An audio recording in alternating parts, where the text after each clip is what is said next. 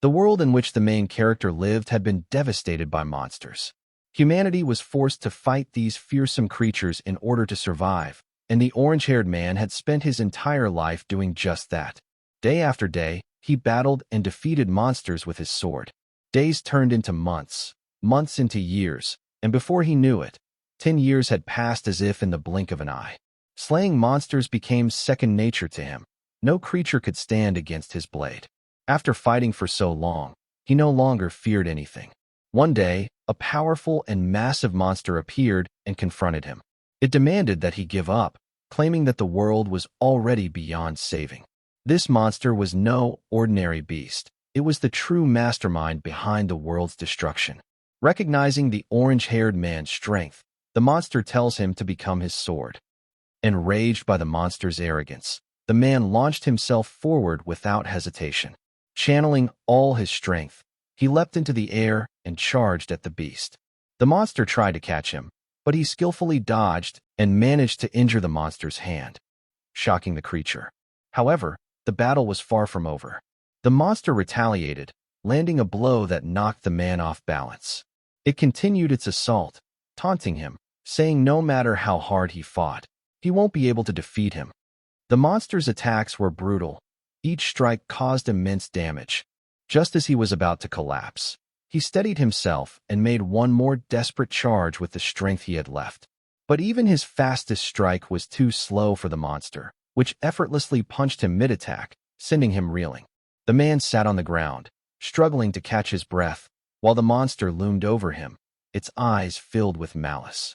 At that moment, the man noticed a pendant hanging from the monster's neck.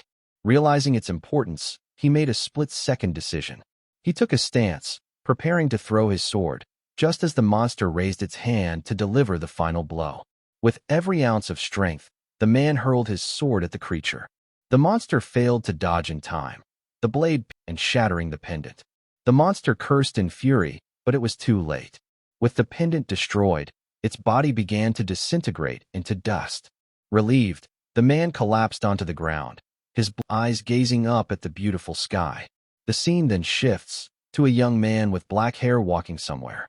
Suddenly, sirens blared at the B-rank Namsen Gate, a restricted zone where civilian access was prohibited.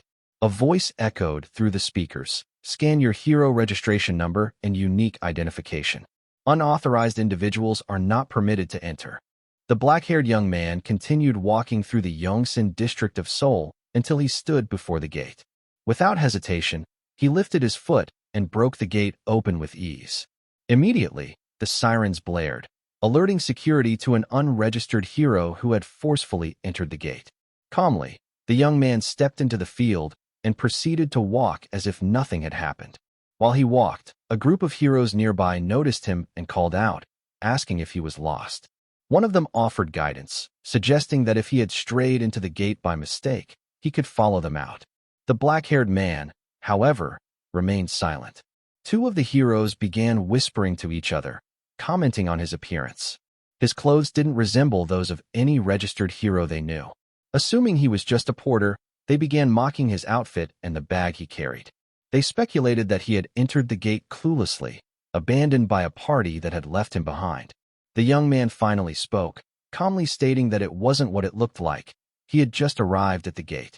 One of the heroes smugly responded, claiming that being ditched was nothing new. The party leader stepped forward and said he'd seen people like the black-haired man before. He claimed to understand the type, those who thought they could survive inside a gate simply because of what they'd seen on TV. He warned the young man that such arrogance was suicidal. He went on to advise the newcomer to obtain an official hero license and complete the required training and exams. Pointing to the environment around them, he added that this was a B-rank gate, and if the young man was truly a beginner, he should start at an F-rank gate instead. Unfazed, the black-haired young man replied coldly, "I'm not thankful at all." His blunt response shocked the group. A few of the members grew angry, but their leader stopped them. He explained that people who brush off sincere advice like that only learn through experience. Eventually, the young man would realize just how unforgiving the world inside a gate really was. It was nothing like what they showed on television or the internet. As the young man continued forward, he suddenly encountered an orc monster. Without panic, He gently placed his bag on the ground and closed his eyes. The orc lunged at him with a punch, but the young man dodged effortlessly. Then, opening his eyes, now burning with rage, he charged at the orc with nothing but his fist. With a single blow, he took down the orc instantly. Even after 10 years, for this young man, nothing had changed. The black-haired man picks up the sword dropped by the goblin. He pulls out a gemstone, a low-grade magic stone. He thinks to himself that, in the past, he wouldn't have even bothered to look at such a low-tier item. Still, he places the stone into his backpack. Suddenly, several goblin monsters appear in front of him and charge to attack. He swiftly dodges their strikes and, in one fluid motion, hurls a rock at one of them and takes down the orc with a single strike. Enraged, the remaining goblins all rush toward him. Meanwhile, back with the team of heroes from earlier, the red-haired girl asks whether the rude black-haired guy might already be dead. Their leader responds that if he truly was an intruder, agents from the control center would already be en route to apprehend him. Since this is a C-rank gate, the agents dispatched would be at least B-rank or higher. As long as the man doesn't act recklessly and charge into monsters, there's no need to worry. He's probably trembling in fear somewhere, just waiting to be rescued. Back in the field, a goblin trembles as it watches the aftermath of its comrades being taken down. The black-haired man leaps forward and punches the goblin square in the face. Another goblin tries to attack him from behind, but he dodges effortlessly, jumps on its back, and kicks it in the head.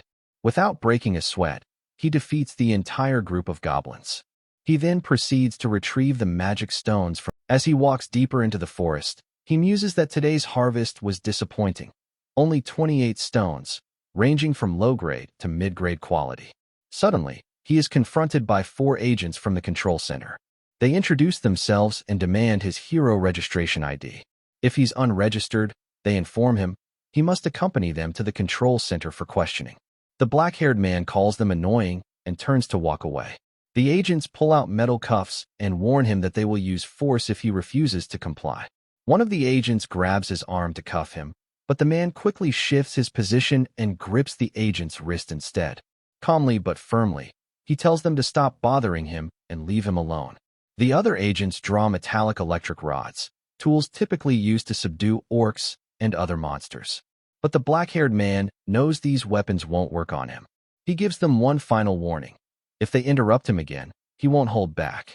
They strike him with their electric rods, but he remains still, effortlessly blocking every attack.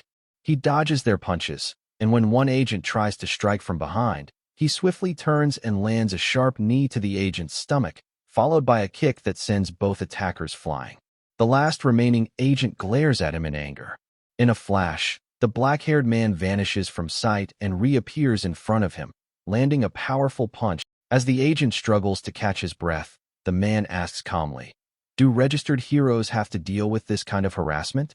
The agent, gritting his teeth, replies, "As long as they don't commit crimes inside the gate, there's no reason for agents to be dispatched." The man then asks about the rift zones. The agent freezes, clearly shocked that he brought it up. Rift zones are unstable passages to other worlds, filled with bizarre monsters. Unlike gates, controlled, regulated areas where monsters are confined and the resources they drop are harvested. Rift zones are unregulated and open randomly across the globe. The items obtained from monsters have become valuable energy resources, and the government tightly manages gates as a result. Areas not yet turned into official gates are known as rift zones. The black-haired man continues, "So, no matter which gate I enter, your agents will show up and accuse me of trespassing?" The agent nods, confirming, yes. If an unregistered hero enters a gate without proper authorization, the control center is automatically alerted and nearby agents are dispatched. He then yells, "But the rift zones aren't as easily accessible as gates." Even the Hero Association won't just stand by. Before he can finish, the man grabs him by the face and throws him aside. "You're just a nobody," he says coldly. As the agents recover, one of them swears, "Next time I see you, I'll end you." But the black-haired man walks away, completely unfazed. Elsewhere, in another world, the one where the hero once defeated the demon lord, a man floats in midair, unconscious. He hears faint voices and feels as if he's being pulled into something unknown. It feels like death. He slowly opens his eyes and is shocked to see a man with black hair dressed in normal clothes. "Who are you?" he asks. The man replies, "My name is Seo Dojin. I'm dying right now, and if you grant me my wish, I'll disappear peacefully." The hero refuses. "I no longer have any reason to live," he says. "I fought to the death for 10 years and was betrayed by a comrade I trusted. My home was destroyed. My family, my friends, everyone I loved is gone. No matter how hard I try, there's nothing left to live for. Do you feel the same?" Dojin shakes his head. "Even if my life was filled with pain, I don't want my grandmother and sister to suffer the same fate." The hero sighs and asks, "Then what exactly do you want from me?" Before Dojin can answer, the scene cuts to the Gazan Digital Complex in Seoul, specifically the Jumseong building, now commonly referred to as the Hero Complex. With the rise of gate byproduct trading, it's become more crowded than even tech companies. Dojin enters a store and approaches the counter. "I'd like to sell some mana stones," he says. "You've come to the right place," the dealer replies. Dojin drops a large pile of stones onto the counter, his earnings from inside the gate. The dealer tells him to wait while he evaluates and cleans them. Dojin sits calmly in a chair as the dealer begins. After counting and cleaning, the dealer says, "Commission fee is 40%. Total payout, 5.5 million won." Dojin frowns. "I did all the hunting. Why is the fee 40%? "That's just how things work around here," the dealer shrugs. "If you don't like it, take your stones and leave." As Dojin reaches for his stones, the dealer grabs his arm and adds, "You still need to pay for the sorting and cleaning service. I used an expensive cloth. That'll be 350,000 won." "I don't have that kind of money," Dojin replies. "If you want it, come take it from me." The dealer insists, warning that if Dojin doesn't comply, he'll call the C-rank security guards. Just then, 3 men walk in from the back door. They lock eyes with Dojin, tension filling the room. In the blink of an eye, Dojin knocks each man to the ground with ease. He approaches the dealer, slams his hand on the table, and firmly declares, "The commission is now 1%. Then, with a calm tone, he adds, "Let's keep our future transactions smooth." Later, he returns home and places a stack of cash on the table in front of his grandmother and little sister. Both are stunned by the amount and immediately ask where the money came from. Dojin replies that some time ago, he lent money to a friend running a small business, and that business has now grown significantly. His grandmother, skeptical, asks since when he had friends like that. Dojin answers, "You know where I grew up. He was one of the guys I used to hang out with." His little sister asks excitedly, "So, are we rich now?" Dojin smiles and nods. "Yes. From now on, we're a rich family." Overjoyed, she begins running in circles around him, laughing. As he watches her, Dojin recalls the final wish of the real Seo Dojin, the man whose body he now inhabits. That wish was simple, to let his grandmother and little sister, Eunyoung, live in the safest house in the world. Without waiting for a response, the real Dojin had disappeared, leaving the hero to wake up in his body. The safest house in Korea costs around 110 billion won. The hero, now living as Seo Dojin, has no obligation to fulfill this one-sided wish. But he tells himself that if his powers ever fully return, such an amount would be nothing to him. Compared to his destroyed world, the rifts, gates, and monsters in this one are child's play. Back there, he was revered as a sword god. Unfortunately, only a tenth of his original power has returned. A voice suddenly calls his name from outside. He excuses himself and opens the door, finding 2 men waiting for him. They're loan sharks, the same ones the real Seo Dojin had borrowed money from before his death. They demand repayment of 48 million won. Originally, Dojin had borrowed only 5 million to cover his grandmother's hospital expenses, but the debt had ballooned in a short time. They mention that since he made money from the gate, he should hand it all over. Before they can finish, Dojin punches the brown-haired thug, sending him crashing into a wall. The yellow-haired man is visibly terrified. Dojin coldly states, "I already paid back 9 million won. If anything, you owe me." The man hesitates and asks, "Are you really the old Seo Dojin we know?" Before punching him too, Dojin mutters, "Tell your boss. I'll be visiting him soon." Afterward, Dojin takes his little sister to a toy store. She picks something and shyly asks, Can I get this? He smiles warmly. It's fine. We already bought clothes. Get whatever you like. As he watches her excitement, he reflects on how sharing the real Dojin's memories has softened his emotions. It's only love for the family for now, but it's genuine. He recalls how kind Seo Dojin had been to Eun-young, even though she was only his half-sister. Dojin promises himself that he'll protect that part of his heart. Eun-young then picks a smaller toy and, looking down, quietly asks if she can have it. Dojin gently picks up the large plushie she originally wanted and says, "You can get both. Take whatever makes you happy." Later, he takes her to a restaurant for ramen. While they're eating, a female voice calls out his name. A blonde woman approaches, flanked by 2 guards. She eyes him critically and mocks his appearance. "What's with these clothes?" she sneers, then glances at Eun-young. "Who's the little girl? Did you start causing problems like your mother?" Her words hit a nerve.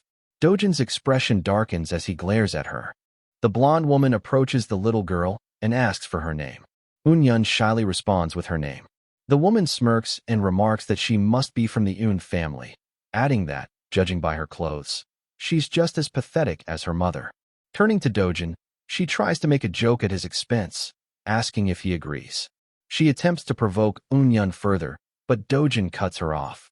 "You're really ugly," he says coldly. "You look like an orc." Shocked by his words, the woman stands speechless. Seo Dojin was born out of wedlock and grew up in poverty. After his mother's death when he was 7, he was taken in by his biological father. For over 10 years, he endured discrimination and contempt from his father's household.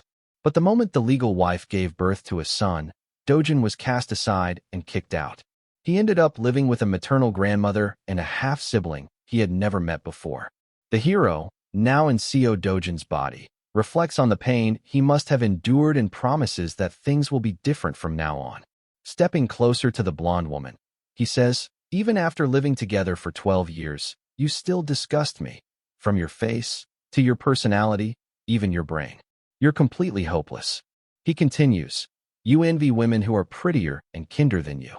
You cling to your inferiority complex, lashing out like a spoiled child. You're not even better than the little girl who actually cares about her brother." Infuriated by his brutal honesty, the blonde woman prepares to respond. But before she can speak, another blonde woman calls out Dojin's name. The younger woman immediately runs to her, tears welling in her eyes. "Mom," she tries to complain about what Dojin said, but her mother silences her. "Enough. Stay out of this." Then, turning to Dojin with a forced smile, she says, "It's been a while. Would have been nice if you visited once in a while." But Dojin sees right through her hypocrisy. This was the woman who tormented him the most during those 12 painful years. "You make me sick," he says. "We're not close enough to be asking about each other's lives. Don't show your face again." Her expression twists with hatred as she turns and walks away briskly, her daughter trailing behind. Dojin gently takes Eun-young's hand and walks off. In his mind, he thinks, the Seo Dojin who stayed silent despite the abuse is gone now. And for everyone's sake, they better realize that soon. Inside a moving car, the mother and daughter sit silently. The daughter finally breaks the silence. "Why did you leave Dojin like that instead of teaching him a lesson?" The mother ignores her and instead turns to Chief Lee. "Why is Dojin still alive?" Chief Lee replies, "According to our last report, he was left inside the rift zone." She slams her hand against the seat. "Then why is that kid still alive? He should have died in the rift." Chief Lee apologizes and promises to investigate further. The daughter, now visibly shaken, asks in a trembling voice, "Wait, what do you mean? Did you try to kill him?" Her mother doesn't respond. "So you did try to kill him?" she presses again. The mother turns to her and asks coldly, "Do you still have feelings for Dojin?" Blushing and stammering, the daughter replies, "It's not like that." "But what if Grandpa and Grandma find out what you've done?" Her mother falls silent, then replies, "This is something I'll handle. You do well to stay out of it and never defy me." Internally, she makes a dark vow. "No matter how many times it takes or how many methods I have to use, I'll make Seo Dojin disappear." 10 years ago, rifts began appearing across the world, unleashing waves of monsters that brought death and destruction. The world descended into chaos and widespread devastation. But just as all hope seemed lost, individuals with extraordinary powers, later called heroes, began to emerge. Their appearance helped restore order, and soon after, the discovery of magic stones, extracted from monsters, transformed everything. As magic stones replaced traditional energy sources, nations across the globe focused on converting rifts into regulated gates. Today, nearly every industrial system revolves around these gates and the heroes who enter them. In this new world, if someone wants to make money, becoming a hero is almost the only path. Meanwhile, Dojin steps out of a taxi and walks toward what he believes is Yangdongpo's HCS capital. Inside, the two debt collectors from earlier stand behind their boss. The boss sneers. "Who do you think you are?" Dojin replies calmly. "After giving it some deep thought, I've realized you owe me.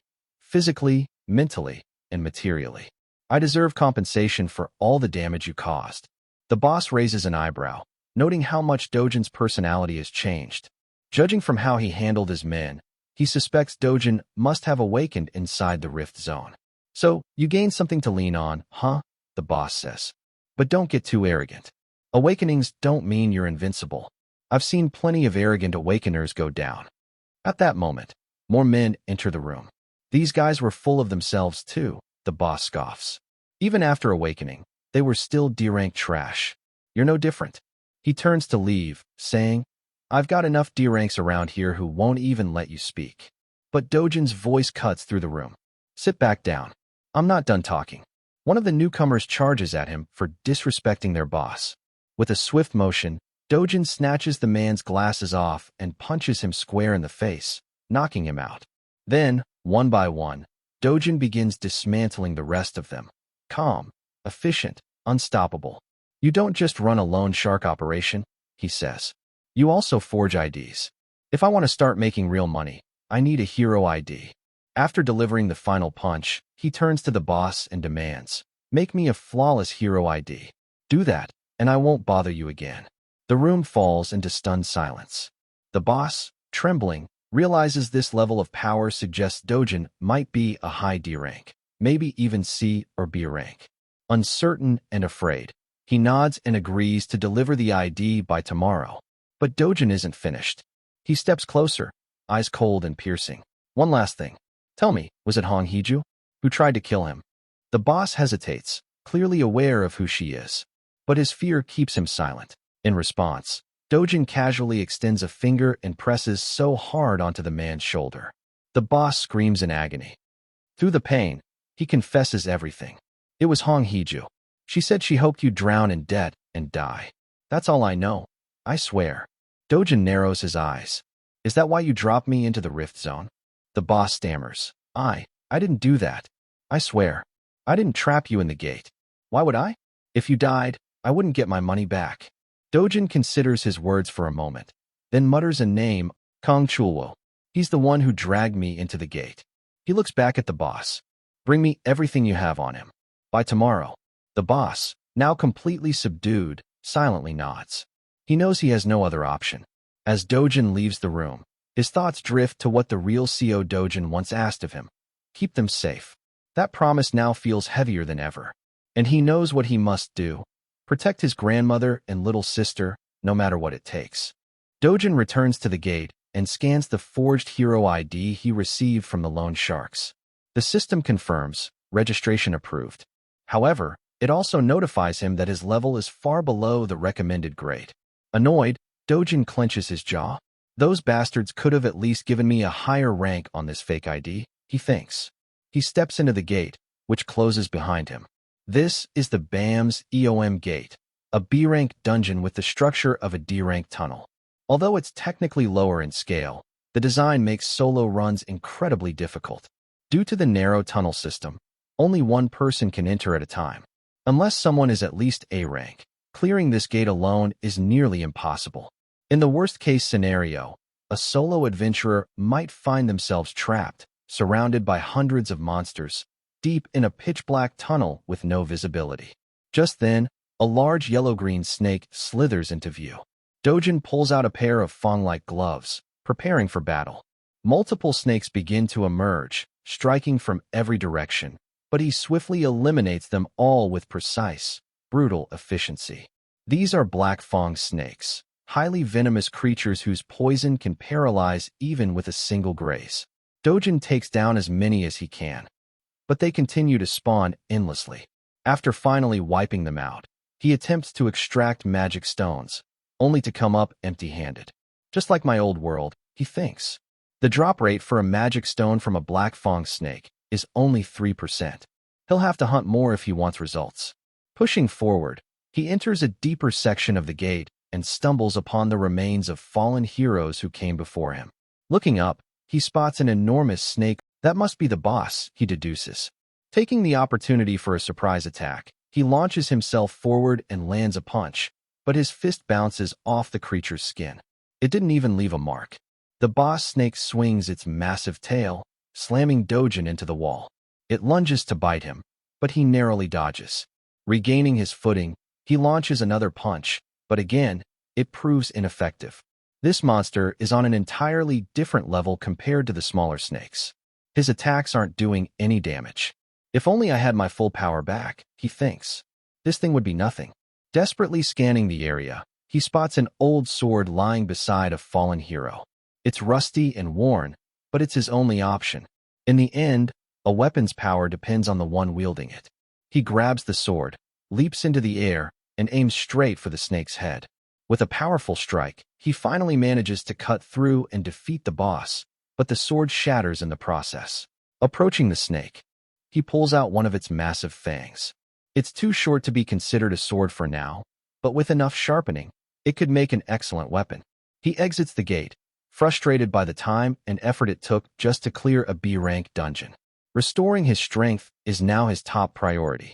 Thank God my old comrades didn't see me like this, he mutters silently.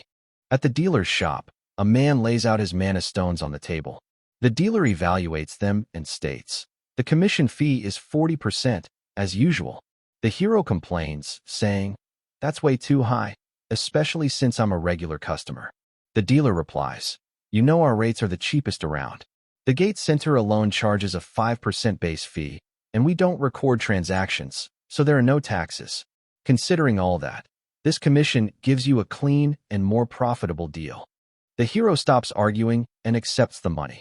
But before leaving, he asks, what happened to your face? The dealer has a purple bruise around his right eye. He shrugs and says, some crazy guy came in, beat up all the guards, and left me like this. The hero laughs and tells him, that's what you get for hiring C-rank guards. You shouldn't focus on rank alone. Look at skill. Ranks are just for convenience. True ability is something else entirely. He goes on to give more examples, but the dealer, growing impatient, silently wishes he would just leave. As the hero finally turns to go, he says casually, we've known each other for a while, so call me if you ever need something. Just then, Dojin walks into the store. The dealer freezes in fear and immediately yells to the hero, that's the guy. He's the one who beat up our guards and caused all the trouble. The hero turns around and confronts Dojin. Is that true? How can someone call themselves a hero and attack innocent people? Feeling confident now, the dealer stands tall. He knows this hero has 7 years of experience and plenty of connections. But Dojin responds coldly, mind your business and get lost. The hero is visibly offended and steps toward him. But Dojin, unfazed, says, the number one cause of death among heroes isn't monsters. It's internal disputes with other heroes. The hero freezes on the spot. Without another word, he quickly excuses himself, saying he's too busy to get involved right now, and leaves the store. Dojin turns back to the dealer, throws a backpack full of mana stones onto the table, and says, calculate them. The dealer opens the bag and is stunned. Every stone is high grade. Shocked, he wonders who Dojin really is. The total value comes to 150 million won. But Dojin looks disappointed. I hunted all day for this. Just 150 million? I've got a long way to go before I can afford the safest apartment. He calmly says, bring me my 150 million. The dealer nervously replies, there's still the commission fee to deduct. Dojin's eyes narrow. Fine. Bring me 148.5 million.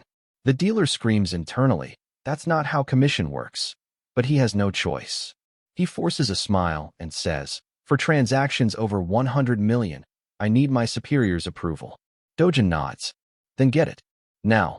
The dealer calls his boss to explain the situation, but before he can finish, Dojin snatches the phone, speaks directly to the boss, and says, "Give me my money." Then he slams the phone into the wall, embedding it. Now completely shaken, the dealer complies and hands over the full amount. Dojin leaves the store smiling, with bags full of cash. Behind him, the dealer breaks down in tears from the humiliation.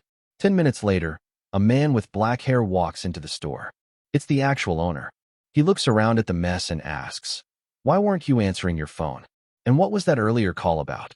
The cashier, eyes hollow and voice drained, replies, "Boss, I want to quit. I can't do this anymore." The boss looks around and sees the phone embedded in the wall and the store in shambles. He realizes this is far beyond what he and his staff can handle alone. He pulls out his phone and calls someone.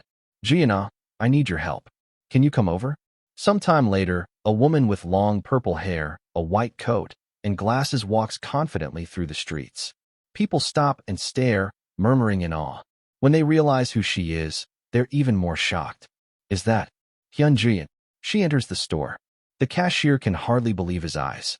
"Hey, are you really the Hyun-jian?" The S-rank hero. Overwhelmed, he stammers, "I heard you're the boss's niece, but I never thought you'd actually come here."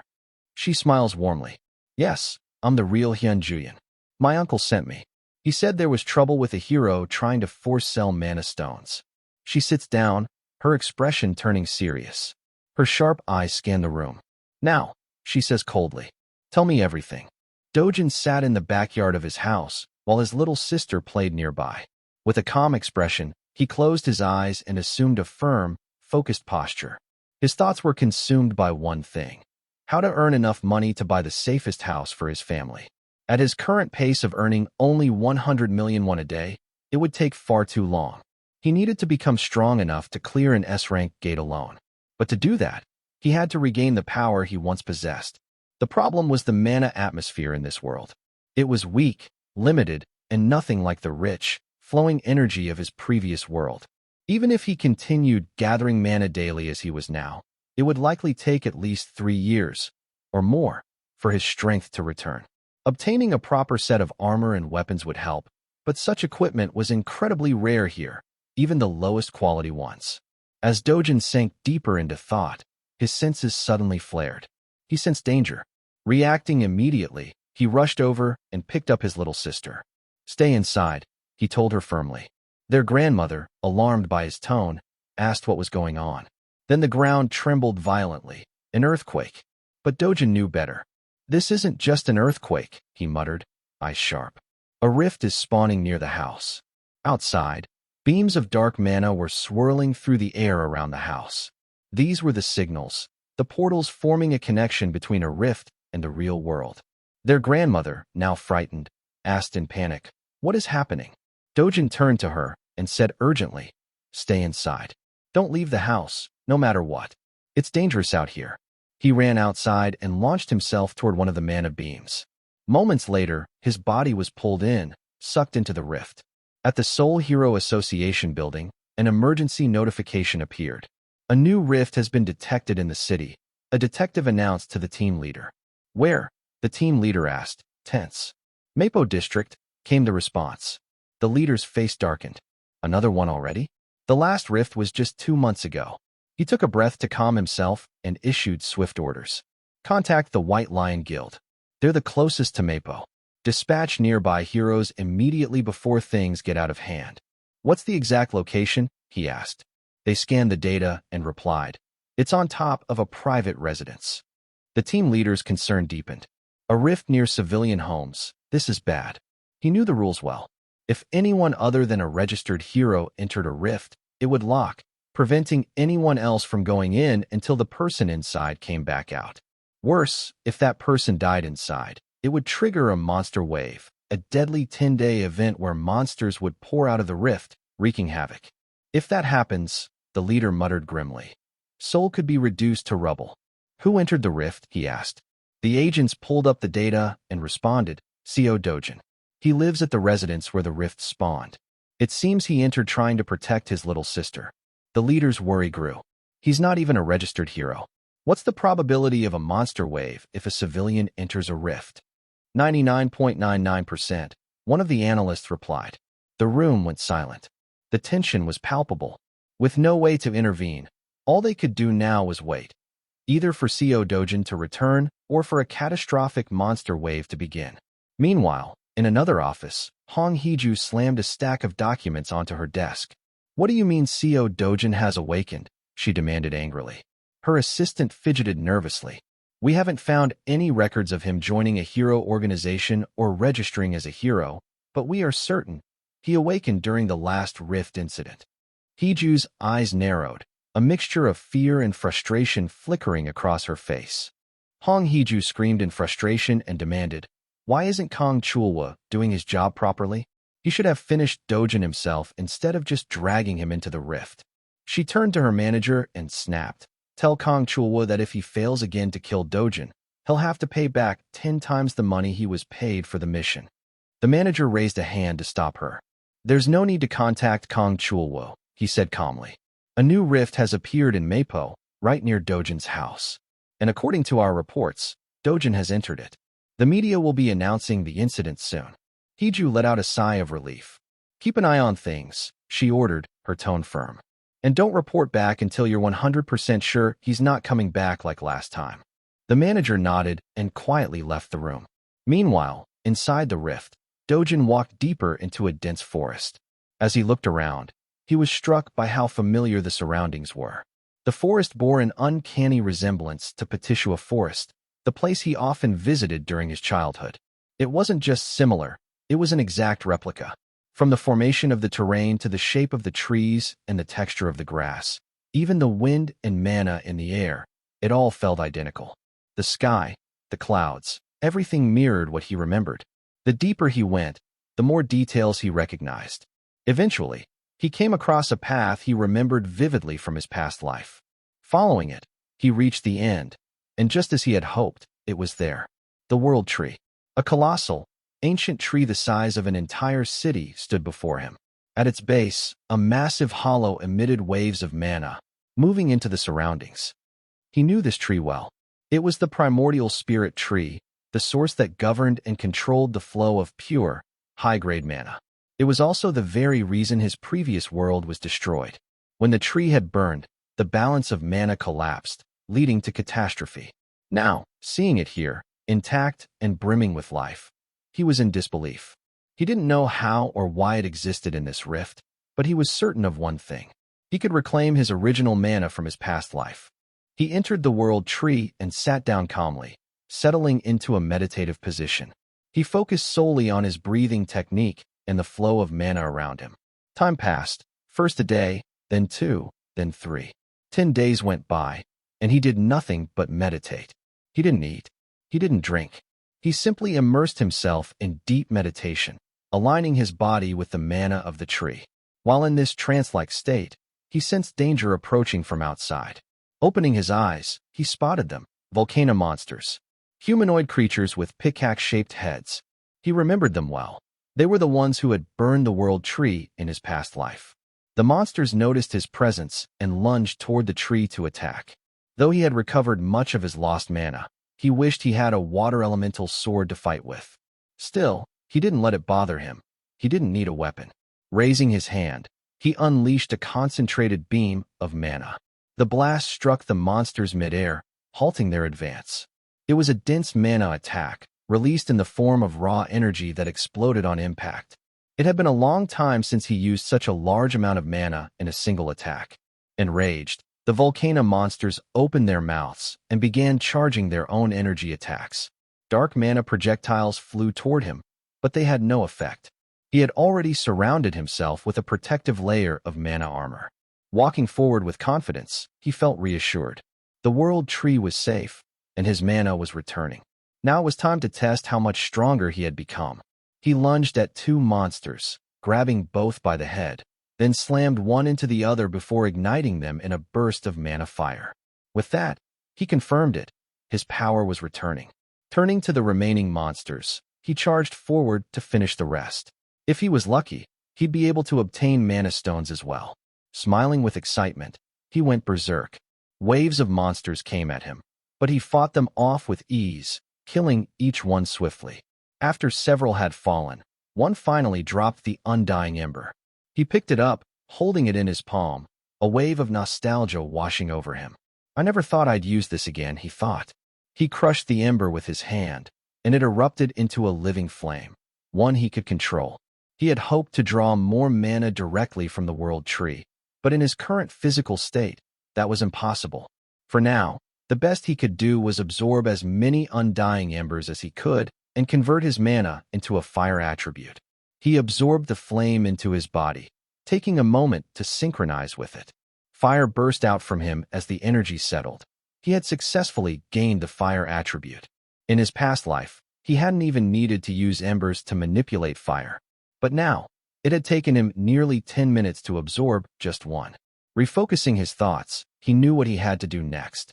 Absorb as many embers as possible and reclaim his strength.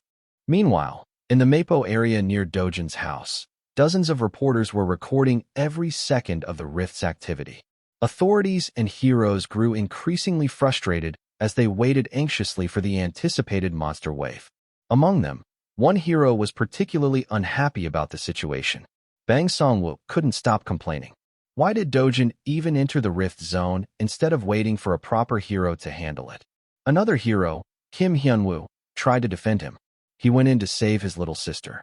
Songwoo scoffed. That's what everyone says. He probably heard the rumors, how easy it is to awaken inside a rift, and jumped in without giving a second thought to the danger he's put everyone else in. Hyunwoo responded calmly. What did the guild master say? He told us to wait and monitor the situation. That's what we're doing. He added, rifts have appeared at the same time in the US, China, the UK, Turkey, and Switzerland. The guild master's overwhelmed. This is the first time something like this has happened on a global scale. Hyunwoo went on. I heard other countries managed to contain their rifts early. That means Korea is the only one still dealing with an active threat. Songwoo clenched his fists, growing angrier. It's all because of that idiot Dojin. If he makes it out alive, I swear I'll knock some sense into him myself. Days passed with no news or updates from the newborn rift.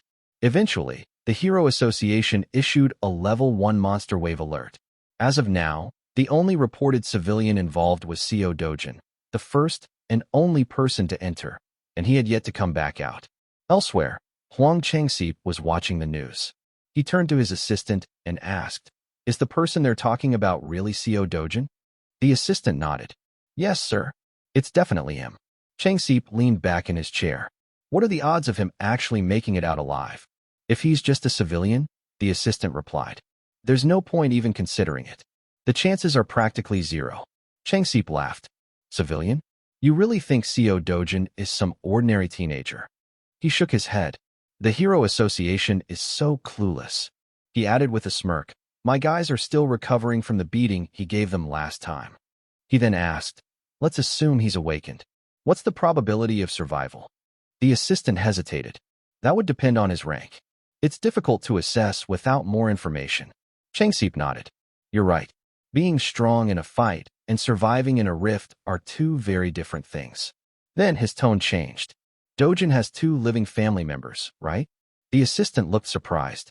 Yes, his grandmother and little sister. What are you planning to do? With a devious smile and a glint in his eye, Changsip said coldly, we'll treat them very well for now. But if he dies in that rift, things will get a lot more difficult for them. But if Dojin survives the rift and somehow makes it out alive, they'll simply tell him they took good care of his family. Meanwhile, inside the rift, Dojin had lost all sense of time. He couldn't even remember how long he had been there. He had absorbed hundreds of undying embers, and now he possessed full mastery over the fire attribute. He could summon and control flames at will, and his resistance to fire had increased dramatically. If judged by his flame attribute alone, he had surpassed the level he once held when he was known as the Sword God. He placed his hand on the world tree one last time, a gesture of farewell and gratitude. He silently thanked it for all the times it had helped him, both in this life and in the past. He might never see the world tree again, but if he ever did, and it was in danger, he promised himself he would protect it with everything he had. After collecting the mana stones left behind by the monsters he had defeated, he turned and walked away, leaving the world tree behind. He exited the rift from the same place he had entered. To his surprise, there was no one in sight. No people, no cars, not even within a kilometer radius. The surrounding homes were completely empty. Did they evacuate the area in preparation for the monster wave? He wondered. Suddenly, he sensed a strong aura in the distance. Without a sound, he sprinted toward it. From behind cover, he saw a gathering of heroes and reporters. He recognized several faces. They were the same people he had encountered at the previous gate. If they spotted him now, he'd be in serious trouble. He needed to distract them. Channeling mana into his hand, he conjured a ball of flame and hurled it toward a distant junkyard, far enough away from his neighborhood to avoid suspicion. Within seconds, an explosion occurs. Alarms sounded, and the heroes were quickly notified. They rushed to the scene to investigate, but when they arrived, they found no clear cause for the fire. Confused, they searched for signs of ignition but found nothing. Even Dojin was impressed by the strength of the blaze. The precision, the intensity. It was a flame that even Cusack, his old comrade and the world's strongest flame mage, would admire. Cusack would be pleased, he thought with a faint smile. While the heroes and reporters were distracted by the chaos at the junkyard, the rift behind them began to shrink. Slowly, it started to collapse in on itself. By the time they realized what was happening and rushed back toward the rift, it was too late. The portal had already vanished, completely closed. And just like that, Dojin slipped away, unnoticed.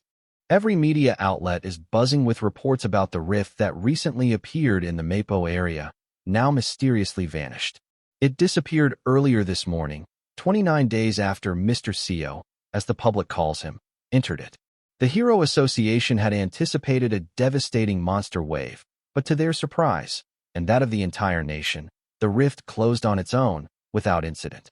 The association has launched a full investigation to determine what caused this unexpected phenomenon.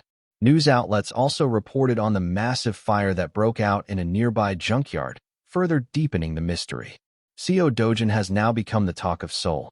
As he walks down the street wearing a hoodie and cap to hide his identity, he overhears people discussing him. Some call him reckless for entering the rift. Others express pity, assuming he died in vain.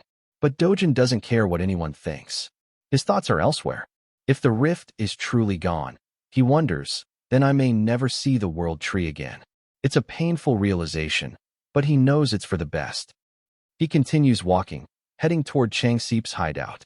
Entering the building silently, he listens from the shadows as the staff chat among themselves.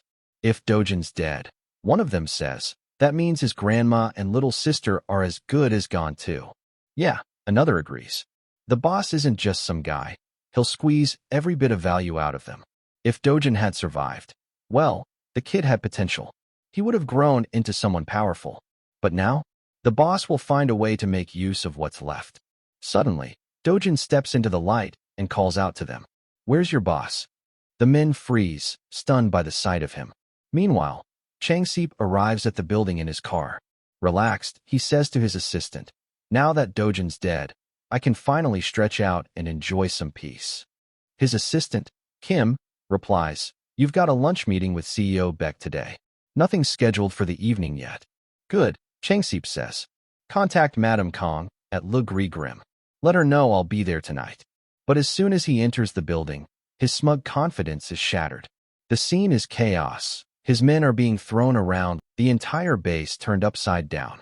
In the center of the room stands Dojin, calm but furious. He turns toward Changseep with a cold, threatening gaze. Crawl to me. Like a dog. Dojin sits on Changseep's desk and repeats the order with more force. Crawl. Humiliated and cornered, Changseep has no choice. He drops to all fours and crawls toward Dojin, surrounded by his own subordinates. You're a piece of trash, Dojin says. You don't even deserve to be treated like a human being. So bark.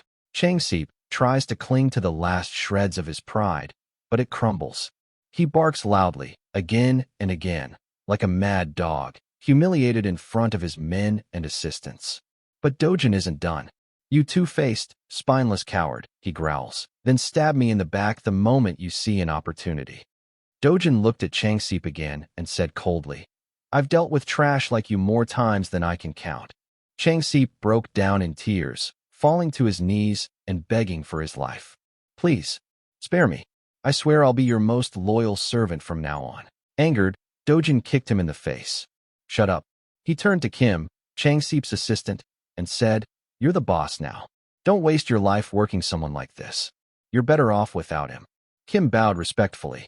Sir, this boss has too many connections. If I suddenly take over, people will start asking questions. It's in everyone's best interest to keep Chang Seep around a little longer. Please, give him another chance. Dojin narrowed his eyes. Isn't getting taking care of people your specialty? But if you're not willing, I'll toss him into a gate myself and let the monsters take care of him.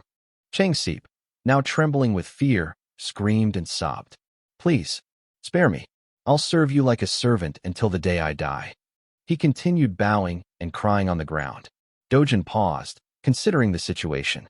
Maybe it's better to mold him into something useful, he thought. At least that way, it won't become a mess later. Muttering to himself, I've gotten soft. He extended his hand toward Chang Seep. Chang Seep's eyes lit up with relief. He thought Dojin had finally forgiven him.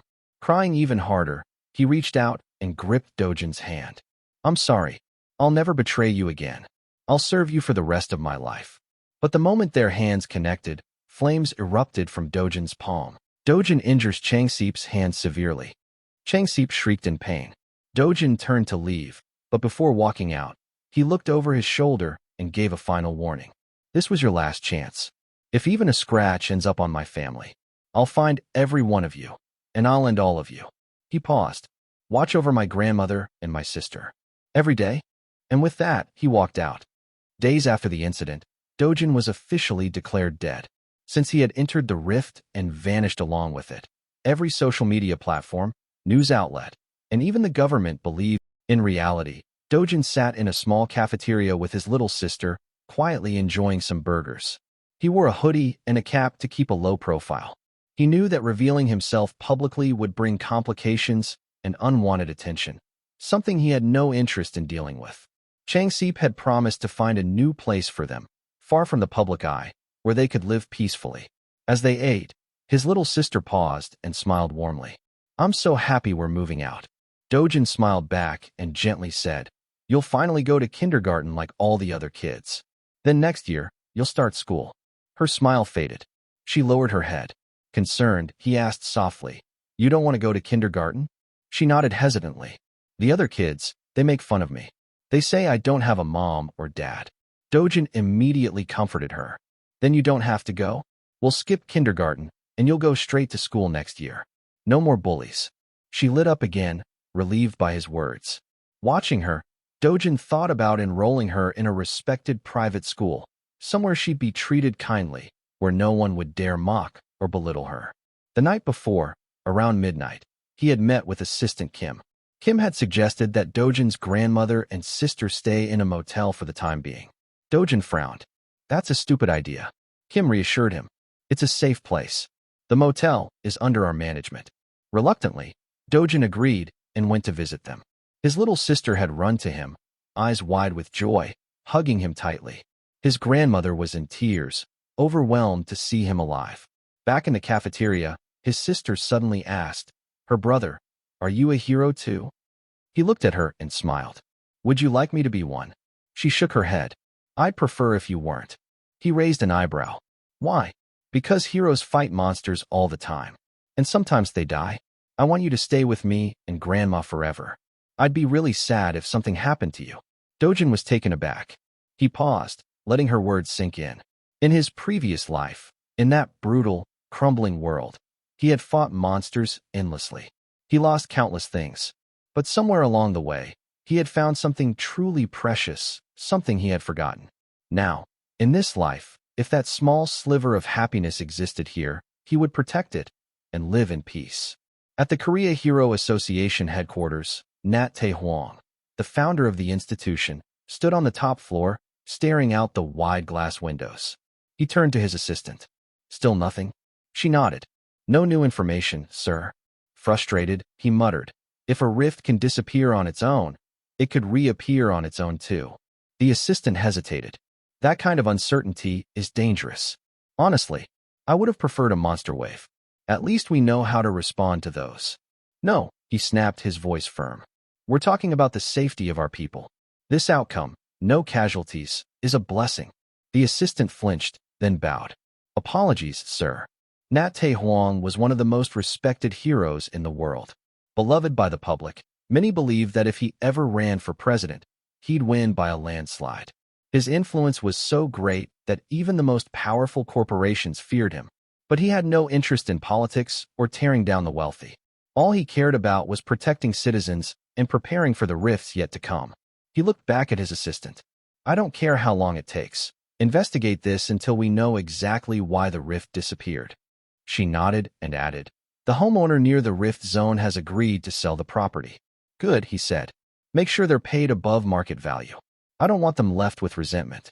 If it brings even a small amount of comfort after losing a family member, it'll be worth it. Turning to his laptop, he reviewed reports that rifts had appeared simultaneously in multiple countries. But something didn't sit right. His assistant spoke. China and the US have already contained theirs. He shook his head. That's not the problem. It's the UK. Their trusted heroes were already deployed to other rift locations. That means... Before he could finish, a loud notification pinged. His eyes widened in shock as he read the emergency alert. It was breaking international news. The rift in the United Kingdom had just turned into a full-scale monster wave.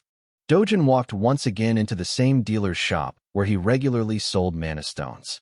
The cashier visibly flinched upon seeing his face, trying to compose himself as he turned to the manager.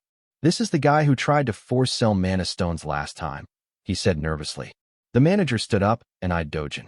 Are you really that guy? Dojin sighed and replied casually. You've got good timing.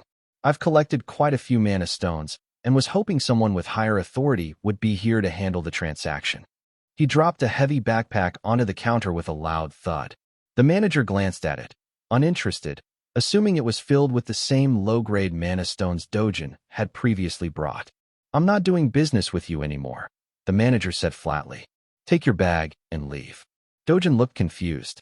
Why not? You're insisting on a 1% commission, the manager replied. That's a huge loss for us. I'm not willing to continue under those terms.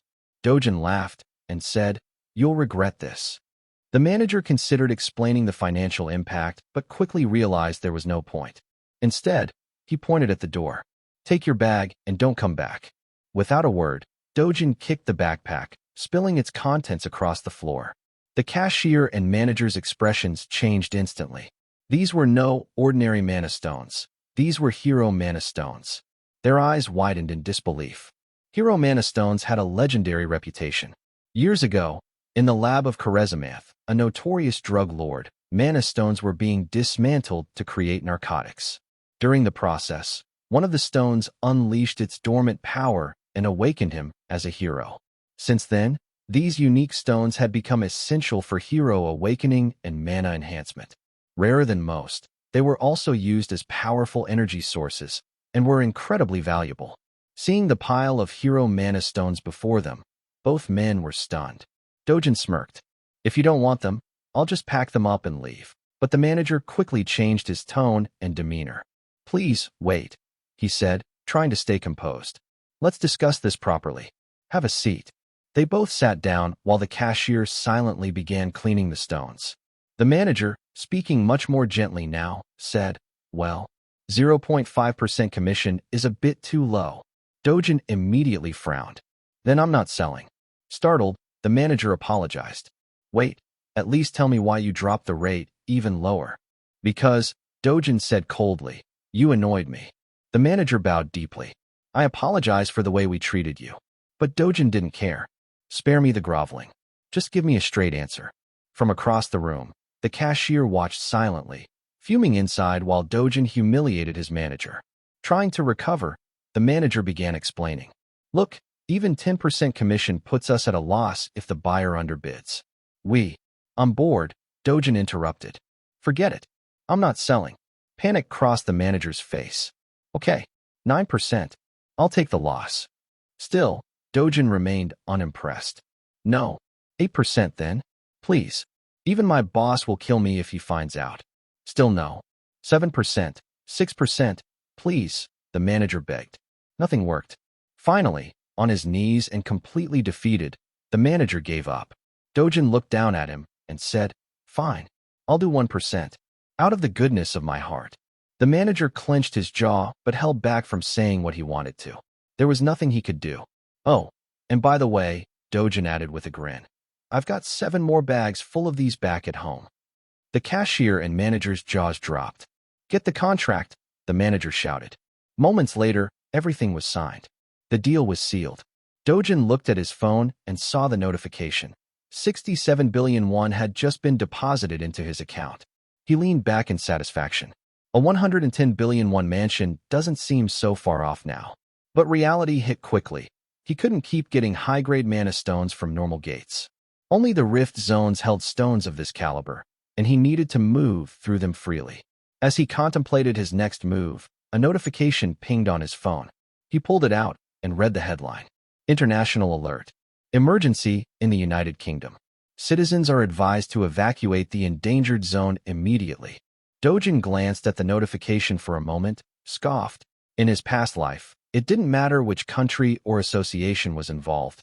He would personally take charge and block fissure zones without hesitation. But that wasn't the life he lived anymore. Later, he took his grandmother and little sister to a high-end restaurant that specialized in grilled meat. His sister looked overjoyed, eagerly waiting for the meat to cook so she could dig in. His grandmother, however, frowned and commented on how expensive everything was. Dojin chuckled and reassured her, "I've made quite a bit of money recently. You don't need to worry about the cost. Eat as much as you want." His sister didn't hesitate. She took a piece of meat straight off the grill and popped it into her mouth. Her eyes lit up in delight at the flavor and tenderness. It was the best thing she had ever tasted. Dojin called over the waitress and asked for several more premium servings. His grandmother protested, "You're ordering too much. How are we going to eat all this?" He smiled. "It's fine, Grandma. You should eat more too." His little sister picked up a piece of meat and offered it to their grandmother. "It's really delicious," she said cheerfully.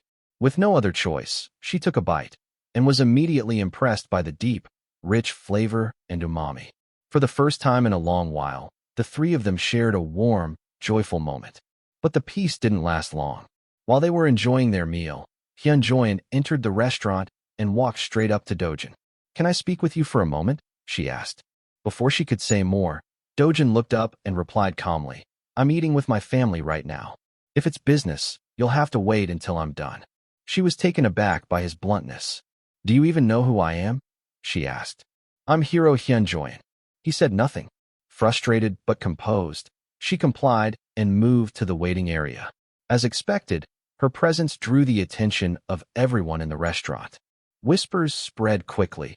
People admired her beauty, her strength, and wondered what someone like her was doing sitting in a waiting room.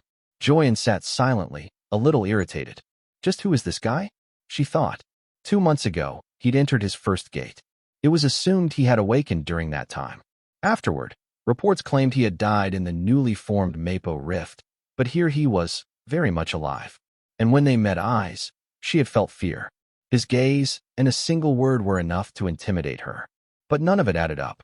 How could someone who awakened just 2 months ago already have S-rank power? Even high-ranking S-class heroes spent years climbing the ranks after their awakening. There had to be more to him, hidden abilities or secrets he was keeping. Meanwhile, Dojin and his family finished their meal. But as always, peace was short-lived. Just before he could walk over to Joyen and speak with her, a man with blonde hair stormed into the restaurant. His eyes widened when he saw Dojin. Well, he sneered with a devious grin. "How'd you manage to crawl out of that rift alive?"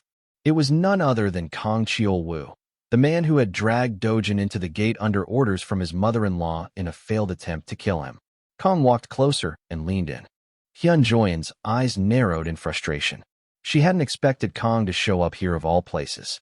Dojin, however, remained calm and unaffected by Kang's presence or insults. He turned to Joyen and said, "You mentioned you wanted to talk about business earlier. I'll hear you out. But first, I need a favor." He glanced back at Kong, then said to her, "Get my family out of here.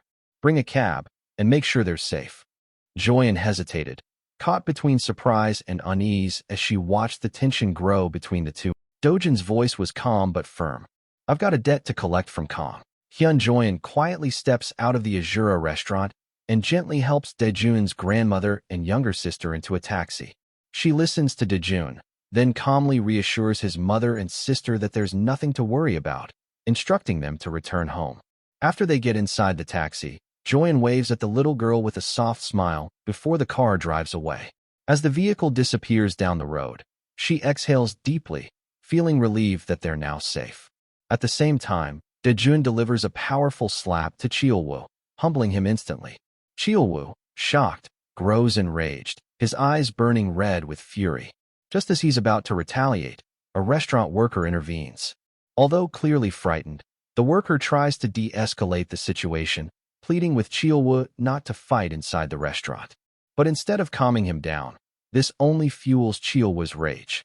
He shoves the worker away and yells at her to leave him alone. She falls to the ground, and a nearby customer rushes over to help her up. Panic spreads as the restaurant descends into chaos. Frightened patrons scramble for the exit, terrified the fight will escalate further. Cheolwoo, consumed by rage, screams that he'll kill Dejun. His eyes go blank with fury as he demands to know if Dejun really wants to die. But Dejun doesn't answer with words. He responds with strength. He slaps Cheolwoo again, this time with such force that Cheolwoo spins through the air and crashes to the ground. Cheolwoo struggles to stand. Dejun calmly approaches him, his expression firm and resolute. He reveals a devastating truth, that it was Cheolwoo who lured him to the gate and left him there to die. Cheolwoo is stunned, unable to process the accusation. Dejun's anger simmers as he says they still have many things to discuss, things that can't be ignored. Cheolwoo snarls in response. He mocks Dejun, calling him worthless and saying even his own father abandoned him. He taunts him further by bringing up Dejun's stepmother, claiming she wants him dead. Hearing that, Dejun silently pulls out his phone and presses a red button on the screen, telling Cheolwoo to repeat what he just said. Instead of complying, Cheolwoo hurls curses at him. An orange aura flares around his hand, asking what exactly Dejun wants to hear. Suddenly, Cheolwoo lunges forward. With lethal intent, he charges at Dejun. But Dejun effortlessly blocks the strike with one hand glowing with blue mana. The impact sends Cheolwoo flying, and he crashes into the ground, stunned by how easily his attack was nullified. Before Cheolwoo can recover, Dejun dashes toward him again with blinding speed, not giving him a chance to counter. The fight turns into a one-sided beatdown. The same worker who was shoved earlier hides behind the reception desk, trembling. She fumbles to dial the police, but in her panic, forgets the number. Just as she's about to call, Joyan gently takes the phone from her and tells her to stay calm, that she'll handle everything. The worker looks up at her gratefully, feeling safer now that someone in control is stepping in. Meanwhile, Dejun continues pummeling Cheolwoo with relentless force. Joyan approaches the fight, astonished. She knows Cheolwoo is a B-rank hero, yet he's being utterly dominated. She begins to wonder, is Dejun stronger than B-rank? Could he even be stronger than A-rank? But she tells herself that even an A-rank shouldn't be able to defeat a B-rank this effortlessly. Reaching Dejun, Joyan calls out to him in a low voice, warning that if he continues, he might actually kill Cheolwoo. Hearing this, Dejun pauses, looking down at Cheolwoo before choosing to stop. Joyan cautiously asks how much Dejun truly knows about Cheolwoo. Dejun remains calm and confidently replies that he knows enough. He then asks why it matters. Joyan answers quickly, it does matter. She reveals that Cheolwoo's cousin is none other than Kang Yongpyo, an S-rank hero. Unfazed, Dejun responds that he already knows and questions if there's a problem with that. Joyan is stunned that he already knew about Yongpyo. What unsettles her more is how calmly he's reacting. She thinks to herself how frightening it is that someone can remain so composed, even when facing something this dangerous. She explains that Cheolwoo has always acted without consequence solely because of Yongpyo's protection. This means what Dejun just did is incredibly risky. Joyan acknowledges she understands that Dejun and Cheolwoo share a bitter history, but warns that it would be a grave mistake to assume Yongpyo will understand or forgive this. Dejun chuckles at that, prompting Joyan to ask if he isn't afraid of Yongpyo at all. With cold composure, Dejun answers that what truly matters now is the fact that she is starting to get on his nerves. He steps closer to her, their eyes locked, both filled with fierce, intense emotion. Nearby, the frightened waitress watches with wide eyes. After everything she witnessed, she's now terrified, thinking that although Joyen had promised to take care of the situation, things seemed to be spiraling out of control. The tension continued to mount, but Joyen apologized to Dejun for visiting him without notice and explained that her uncle had asked her to meet him. She then asked whether Dejun had gone to the Gazan stoneman and sold him the magic stones. Without waiting for an answer, Joyen told Dejun to sell them to her instead. Dejun asked how many she needed. Joyen responded that she would buy everything he had. Amused, Dejun laughed, saying he possessed a large quantity of magic stones. Joyen smirked and remarked that the assets of an S-rank hero were beyond imagination. Dejun said he was willing to sell them to her, but only on one condition. Curious, Joyen asked what the condition was. Dejun replied that it was nothing major and that Joyen would be able to fulfill it easily. The scene then shifted to Dejun's stepmother, who was angered to hear that Dejun is still alive. She exclaimed that the man had claimed Dejun died while entering the new rift. One of her subordinates, visibly sweating, apologized and said that even the Hero Association had believed Dejun was dead. She yelled at him to stop making excuses and demanded to know how he planned to handle the situation. Nervously, the man hesitated before reporting something even more shocking. Chilwa had been completely defeated by Dejun. Her eyes widened in disbelief. Dejun had actually beaten Chilwa? She began to panic, wondering if Dejun already knew something. Her thoughts raced as she realized that if her husband or father-in-law found out, the consequences would be disastrous. Still, she tried to stay calm and reassured herself that she would find a way to contain the situation before it spiraled out of control. Pacing in a panic, she suddenly shouted again, saying that if this reached the media, it could crash the stock market. She ordered her staff to shut everything down immediately, control the press, cut all online communication, and, as a first step, sever contact with the police. The man informed her that they had already silenced both the press and the police. For a brief moment, Dejun's stepmother relaxed and sat down in her chair. She praised the man, President Lee, for doing well. However, he softly warned her that their measures were only temporary and that the truth could still surface at any time, as this was not a fundamental solution. He then stepped closer and whispered something even more troubling. Chilwa's cousin was none other than Yangpyo. Her eyes widened in shock. "You mean that Yangpyo? The S-rank hero?" she asked. Though many believed Yangpyo genuinely cared for Chilwa, the reality was that Chilwa had merely been a pawn, doing the dirty work Yangpyo ordered. Chilwa was infamous even in the hero world.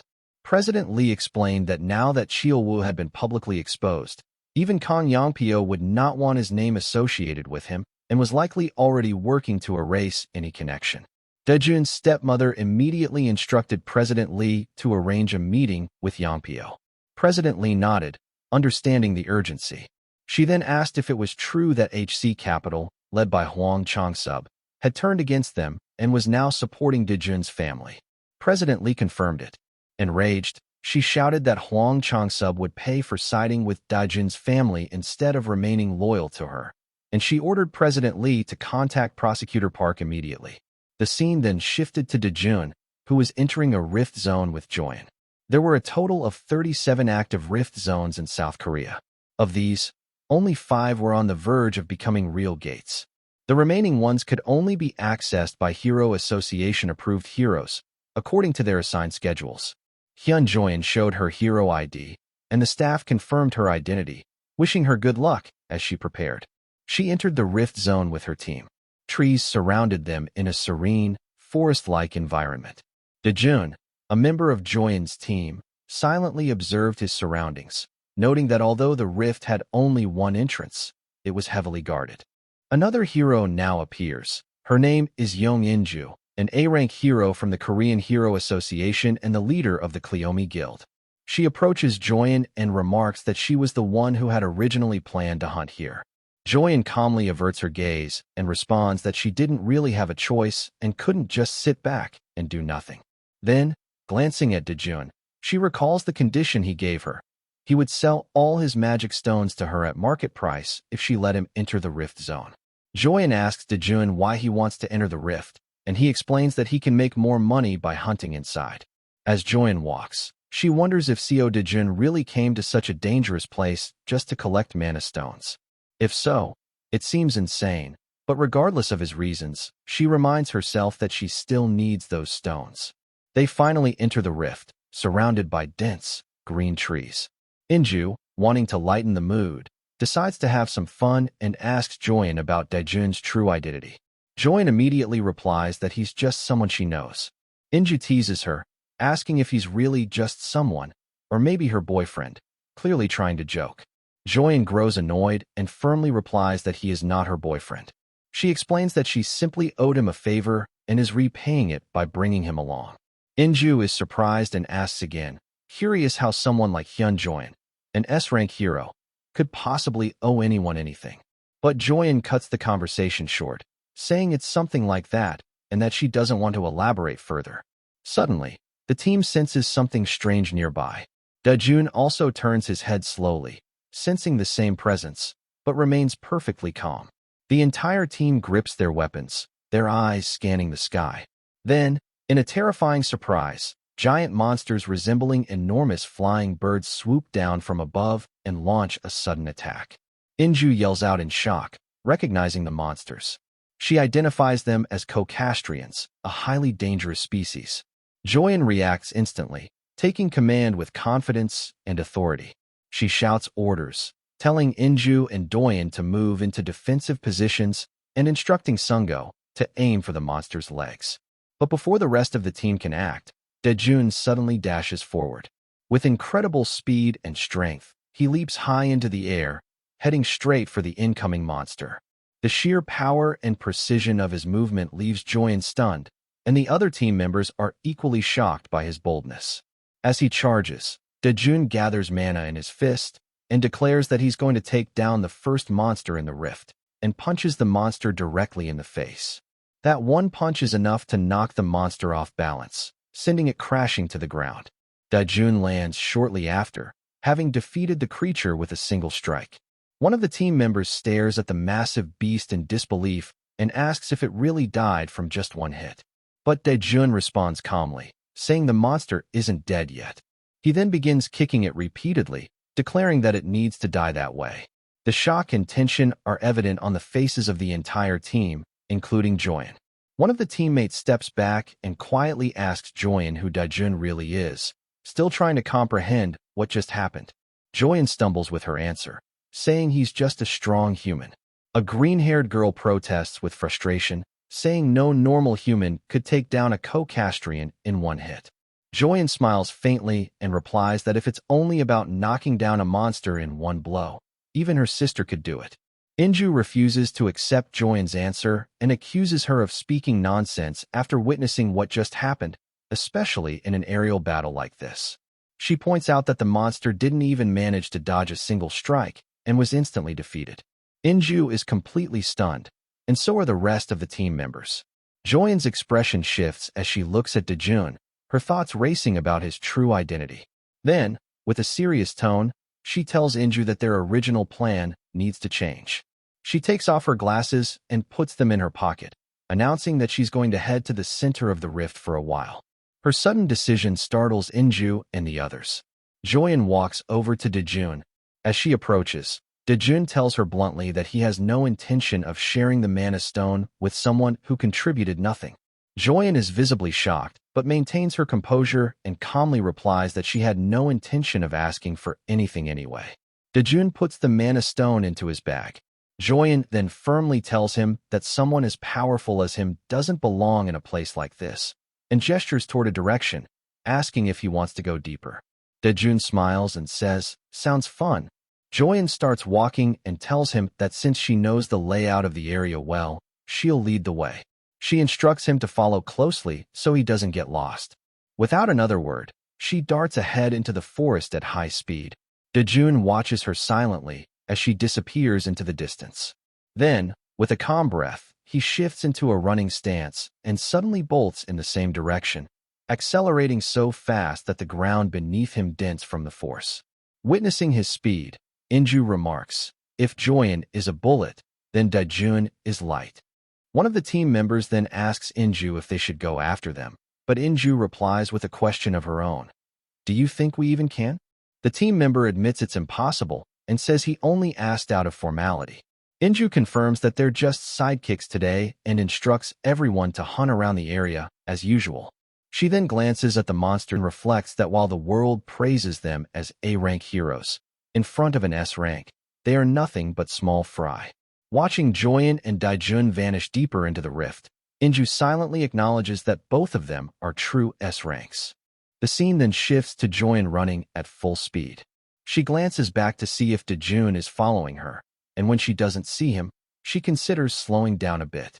But to her surprise, she suddenly hears Daijun's voice from her right side, urging her to run faster. Startled, Joyen loses control of her pace and comes to an abrupt stop. Daijun, confused by her reaction, also stops. Joyen stands in shock, wondering how Daijun managed to catch up with her, especially since she is ranked among the top 2 in South Korea when it comes to speed. Daijun, standing beside her, casually comments that even though she was running as if trying to make sure he couldn't catch up, she's still slower than he expected. Joyen blushes with embarrassment and quickly asks when she ever said that. Daijun's attention then shifts to a nearby mountain, and he asks Joyen what's there. She looks at the mountain and tells him that it's the location of the rift's boss monster. Daijun, unfamiliar with the concept, looks puzzled, so Joyen asks if he's ever heard of Kasserian, a massive, 20-meter-long monster that resembles a wyvern. She then firmly warns him not to even think about fighting it, explaining that it usually takes at least 3 S-rank heroes to bring it down. Daijun asks if the boss monster is the one that holds the Sang Sang grade magic stone. Joyen confirms it, adding that the boss possesses an imaginary grade magic stone, which is just 1 level below the highest possible grade. Noticing that Daijun seems distracted, she asks if he's even listening. Instead of answering, Daijun starts walking toward the mountain. Alarmed, Joyen rushes after him and asks if he's seriously thinking about fighting the boss monster. She reminds him that she didn't bring him into the rift for something so reckless. But before she can stop him, Daijun suddenly breaks into a run. Joyen's panic grows as she watches him, unsure of what he's planning. Realizing she has no other option, she grits her teeth and begins chasing after him. When Joyen finally arrives at the top of the mountain, she is stunned to find that the boss monster is already dead. She stares in disbelief and then glances at Daijun. Joyen is shocked. Kasserian is an incredibly powerful monster, one that even Park Haeol, a highly recognized S-rank hero known for hunting Kasserians, struggled to defeat. During his first attempt, the legendary Haeol brought 30 A-rank heroes to face Kasserian. Despite their numbers, all the A-rankers were killed, and Haeol barely escaped with his life. For the rematch, he gathered 1 additional S-rank and over 200 A-rank heroes. They battled Kasserian for a long time, using mana and binding magic to restrain it, giving Haeol and the other S-ranks a chance to attack. But even those powerful restraints couldn't hold Kasserian for long. It broke free with ease. Eventually, they managed to kill the beast, but the cost was enormous. Most of the heroes involved in the raid died. Haeol's mega guild, Sweet Life, still hasn't recovered from the aftermath, even 3 years later. And yet, here stands Daijun, calmly extracting Kasserian's mana like it was nothing. Daijun turns to Joyen and bluntly says that since she didn't contribute, he won't be sharing anything. The comment angers her, but she also knows that if she hadn't witnessed it herself, she never would have believed the dreaded Kasserian was taken down by a single blow. Daijun inspects the mana stone, places it into his bag, and tells Joyen that he no longer needs an escort. He'll proceed on his own. As he begins to walk away, Joyen quickly asks if he isn't going to collect Kasserian's byproducts. Aside from the mana stone, its beak, claws, and other parts hold high academic and monetary value. Daijun stops, turns back with a laugh, and replies that it's not worth the effort. Joyen falls silent at his response. Daijun resumes walking and adds that it's more efficient to spend that time gathering other monster crystals. He tells her she can take the byproducts if she wants, consider it payment for her guidance. Joyen doesn't respond. She looks at Kasserian's body and quietly says she doesn't need them. The scene then shifts to the ground below, where Joyen's team is waiting. They stare silently at several large backpacks. Daijun had borrowed them earlier and returned with every one packed full of magic stones. One team member asks Inji if she can believe what they're seeing.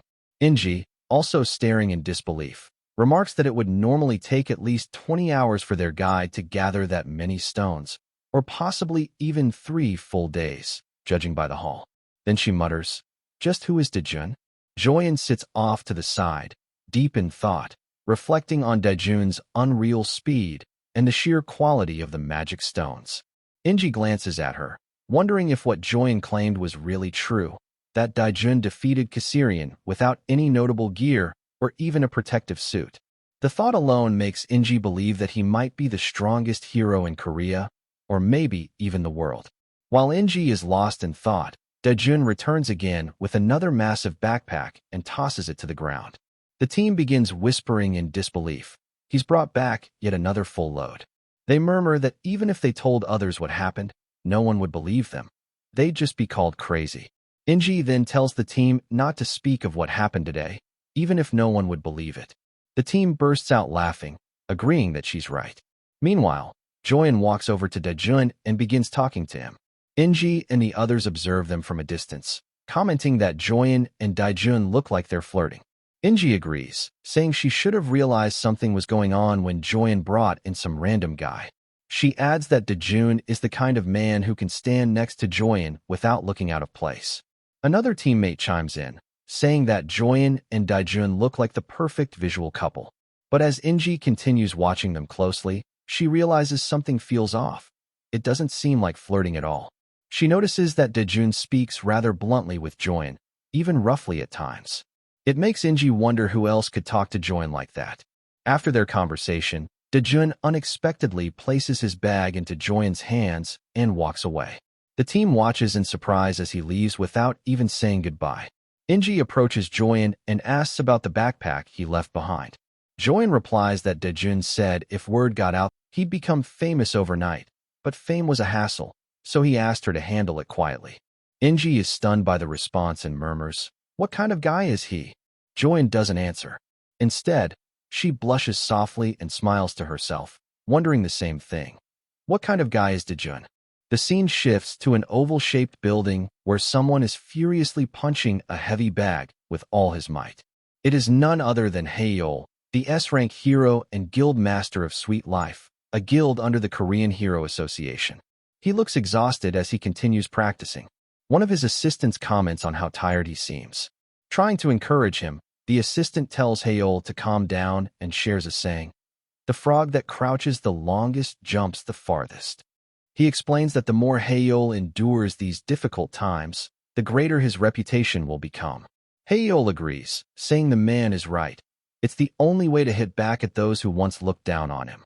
The assistant enthusiastically affirms this and adds that the more Haeol strengthens his body, the more powerful he will become when the time is right.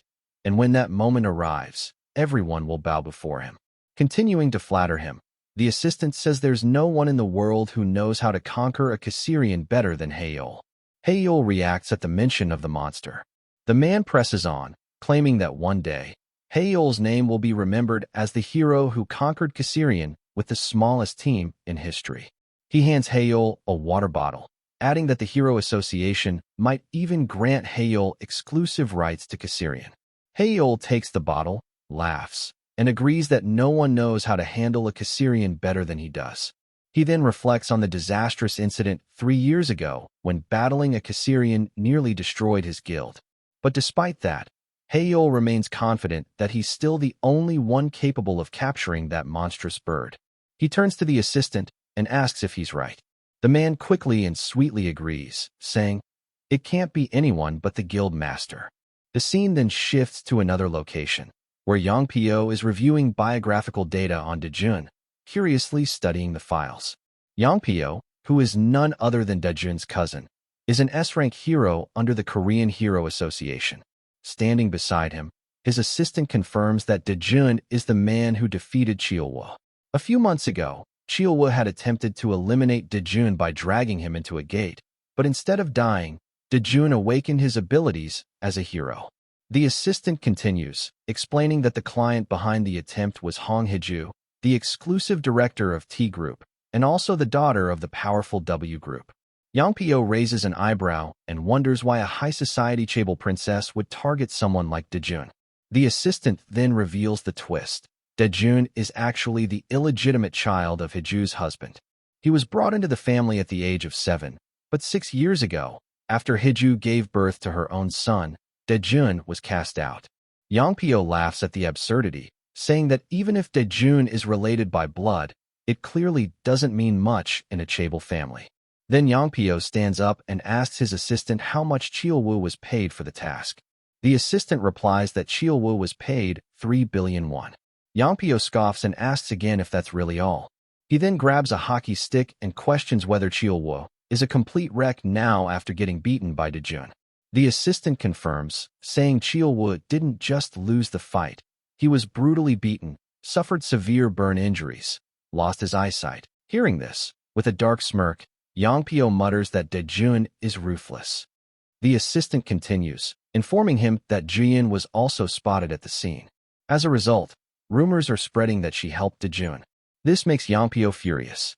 He storms toward his assistant and demands to know why Jian would help Daejun, wondering aloud what kind of relationship the two share.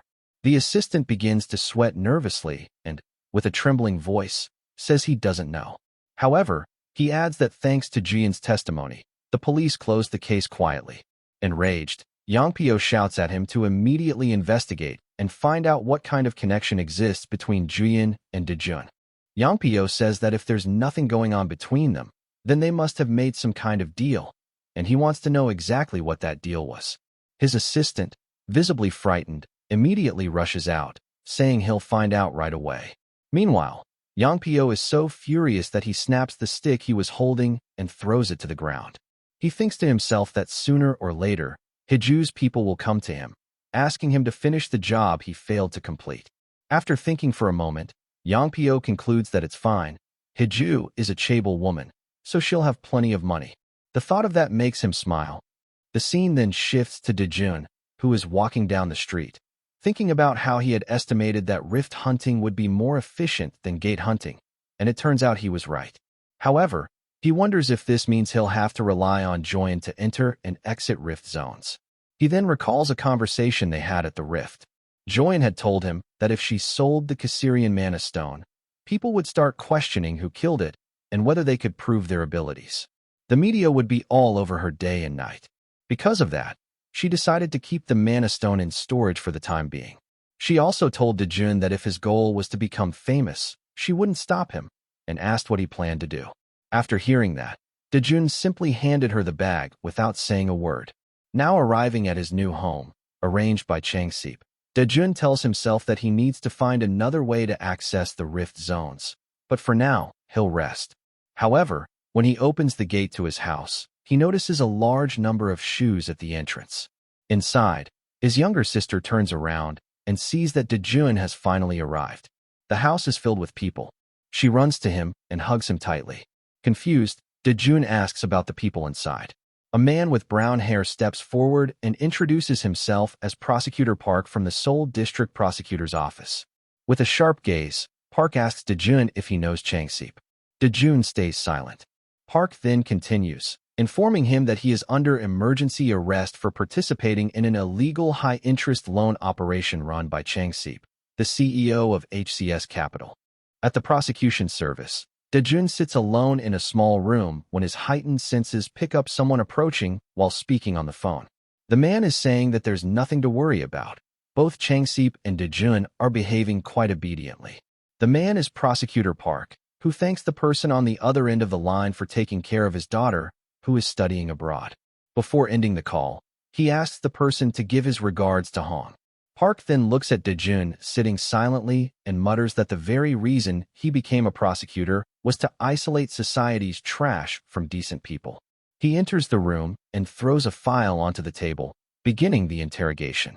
With a cold tone, he asks what Daejun has been doing all this time, stating that the charges listed against him alone would be enough to put him behind bars for 10 years.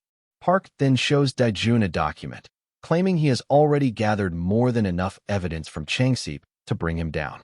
Daejun looks at the file, but remains silent. Park grows agitated and curses at him, shouting if Daejun thinks he's bluffing. Calmly, Daejun asks, "Is all of this Hiju's doing?"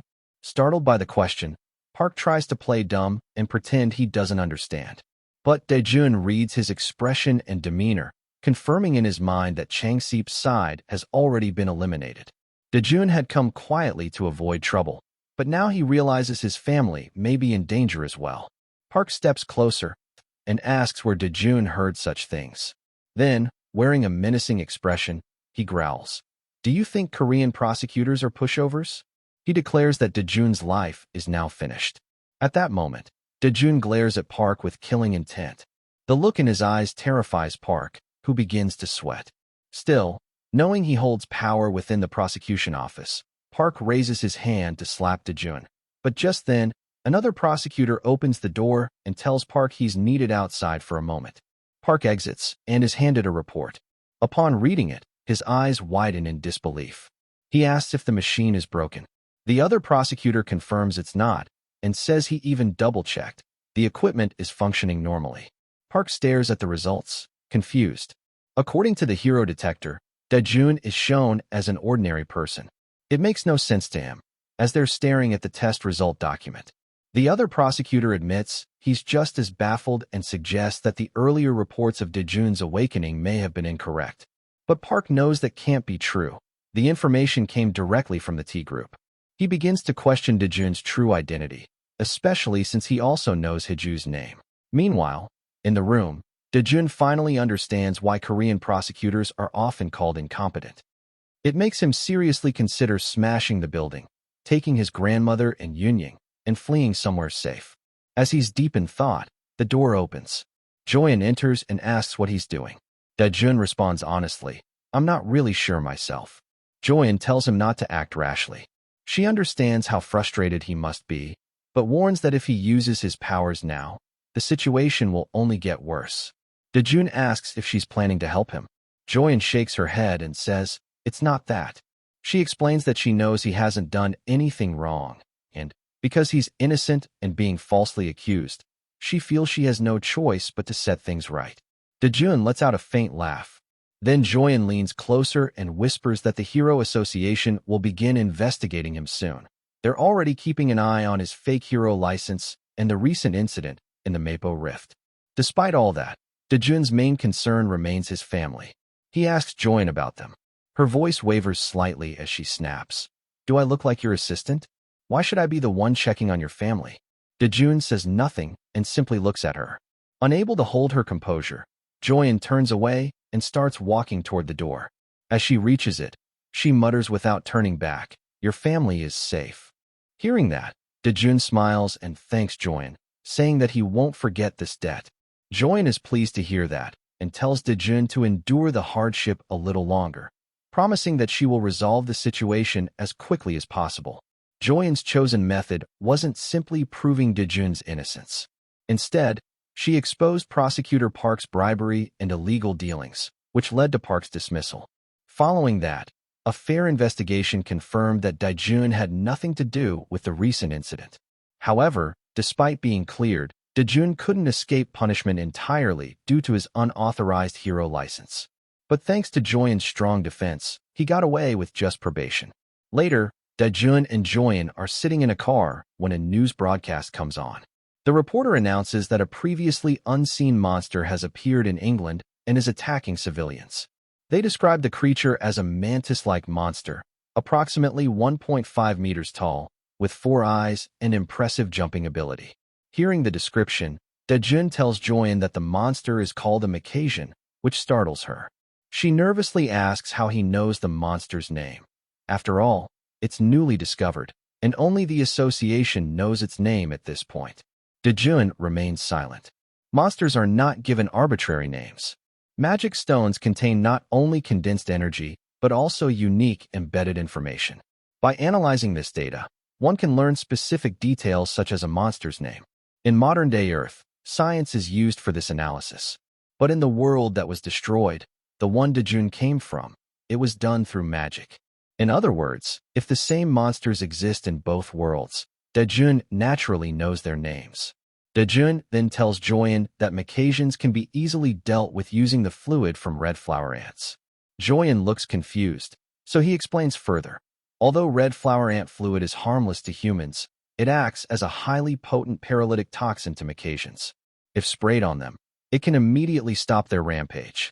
Joyen, growing more suspicious, asks Dejun who he really is. Dejun remains silent. As Joyen continues driving, she notices that Dejun is ignoring her, not even listening to what she's saying. Then, without warning, Dejun quietly asks, "What would happen if I just got rid of Hong Hiju?"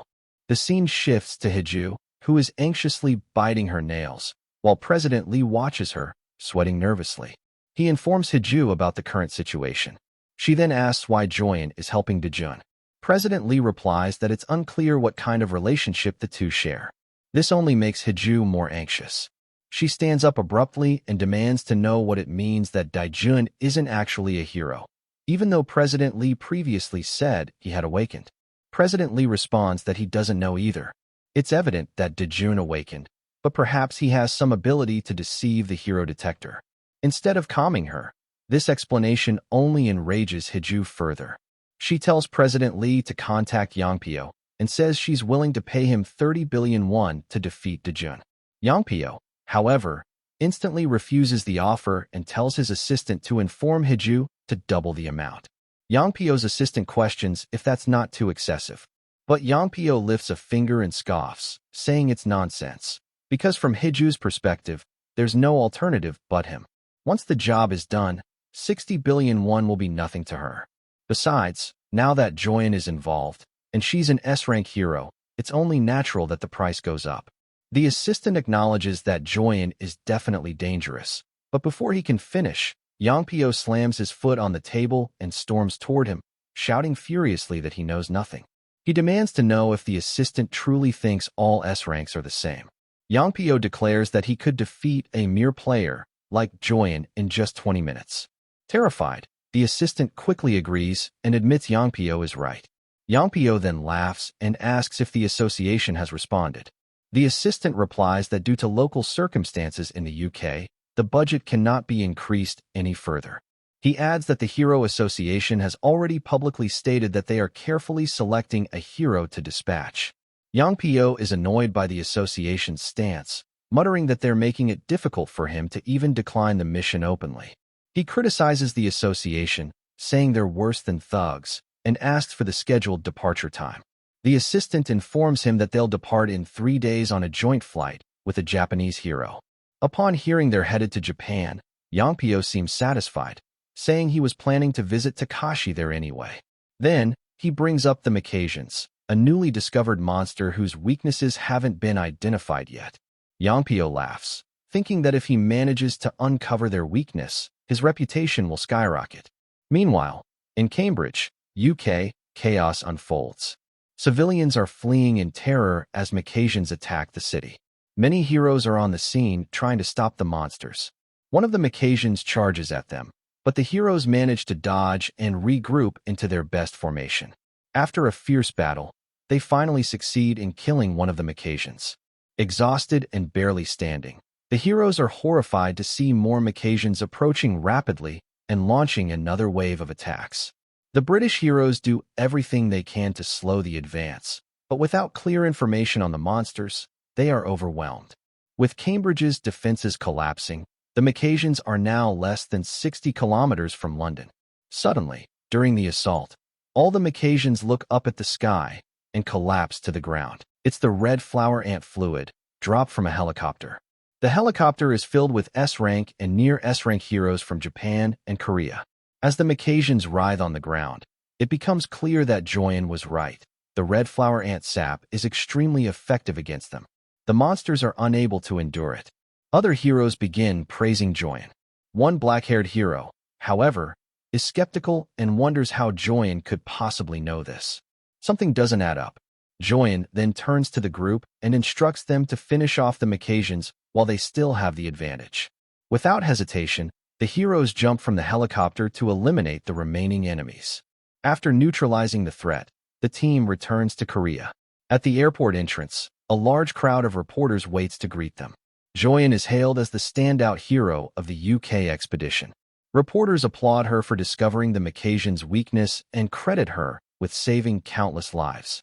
One reporter remarks, "Joyen is truly a hero. She saved the British from despair. Another agrees, calling her the best hunter in the operation. As Joyen and the other heroes step through the arrival gate, reporters bombard her with questions, asking how she discovered the Macasion's weakness. Cameras flash as reporters shout for her attention and continue their interviews.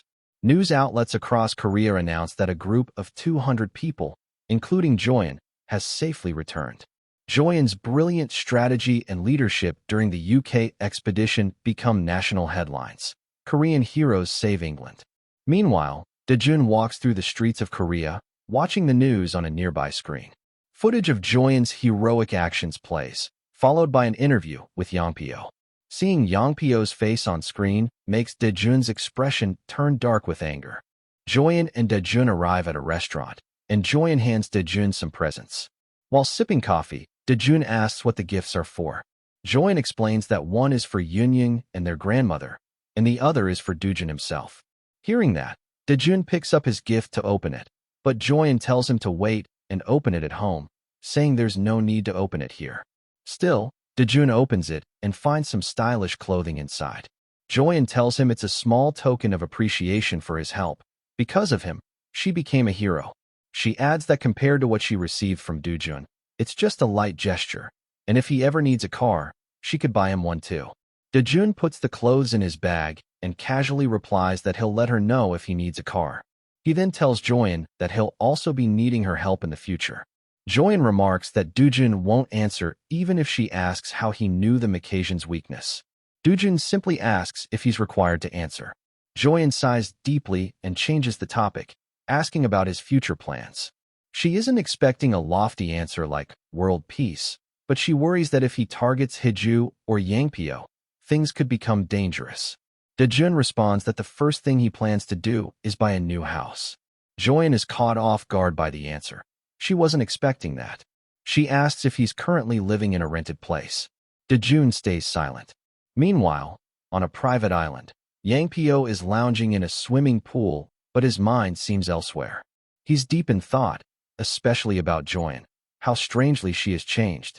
The fact that she even knew about the Macasion's weakness makes him suspect that she's hiding something. He recalls the flight back to Korea, where he asked Joyen about Daejun. Not only had she exposed a prosecutor who was targeting Daejun, but she was also present when Daejun fought Cheolwoo. Joyen had remained quiet, then replied that Cheolwoo was the one who started the fight and had failed in his attempt to take down Daejun. He picked the fight first, she had repeated. Hearing that, Yangpyo had laughed, saying it was Cheolwoo's fault for getting blinded by a small sum of money. Then, with a wicked grin, he moved closer to Joyen and said that, regardless, Cheolwoo was still his cousin, and that gave him justification to take revenge on Daejun. Joyen had looked at him for a moment, then turned away, saying she was going to sleep. Do whatever you want, she had said. I'm not getting involved. Her response had surprised Yangpyo. In that moment, he realized that the relationship between Joyen and Daejun wasn't as significant as he had assumed. Joyen had made it clear she didn't want to get involved in any more conflicts. Back on the island, he murmurs to himself, convinced there's definitely something going on with Daejun. In England, in the region of Long Sutton, the shrubbery, a place devastated by a previous monster wave, the British Hero Association is deploying as many heroes as possible into the rifts. 2 low-ranking heroes stand guard at one rift, while higher-ranking heroes are inside collecting magic stones ahead of the anticipated second wave. As they stand watch, the 2 guards chat. One says it's a shame the Macasions were defeated so easily with red flower ant fluid. Even D-rankers like us could have taken one down, he says. The other guard agrees. If we'd blocked the wave earlier, it would have been a great opportunity to harvest magic stones, he adds. Once a rift has experienced a wave, it can't be converted into a gate. Then one of them notes that he's heard the second wave won't bring more Macasions. There's going to be a different kind of monster this time, he says. The other man replies that it's terrifying because they have no idea what kind of monster might come through. They've even heard rumors that rifts like this have wiped out entire countries overnight. One of the guards senses something unusual and turns toward the rift's entrance, feeling as if something is emerging. They assume it's the raid team returning, even though it's only been 5 hours since they entered. The guards quickly compose themselves and remain alert, knowing that when the team comes out, civilians might try to steal magic stones. Suddenly, the rift begins to glow, startling the guards. But what emerges isn't the hero's party, it's someone else entirely. A man with scars on his face steps out of the rift. Realizing he's not one of the heroes, and seeing his scarred appearance, the guards immediately become alert and try to contact headquarters. But the man raises his hand and summons a green magic circle. The magic circles lift the guards into the air, entangling them midair as the man calmly walks forward. One of the guards attempts to attack with a knife, but the man effortlessly counters it with his magic. "They're too weak," the man says coldly, then clenches his fist. The magic violently spins the guards, making them scream in agony. Suddenly, the green mana shifts to black, gathering in one spot and forming a device that looks like a floating screen. The screen displays 19%. The man mutters, "It's only been 10 years since I arrived in this world, and it's still not even at 20%.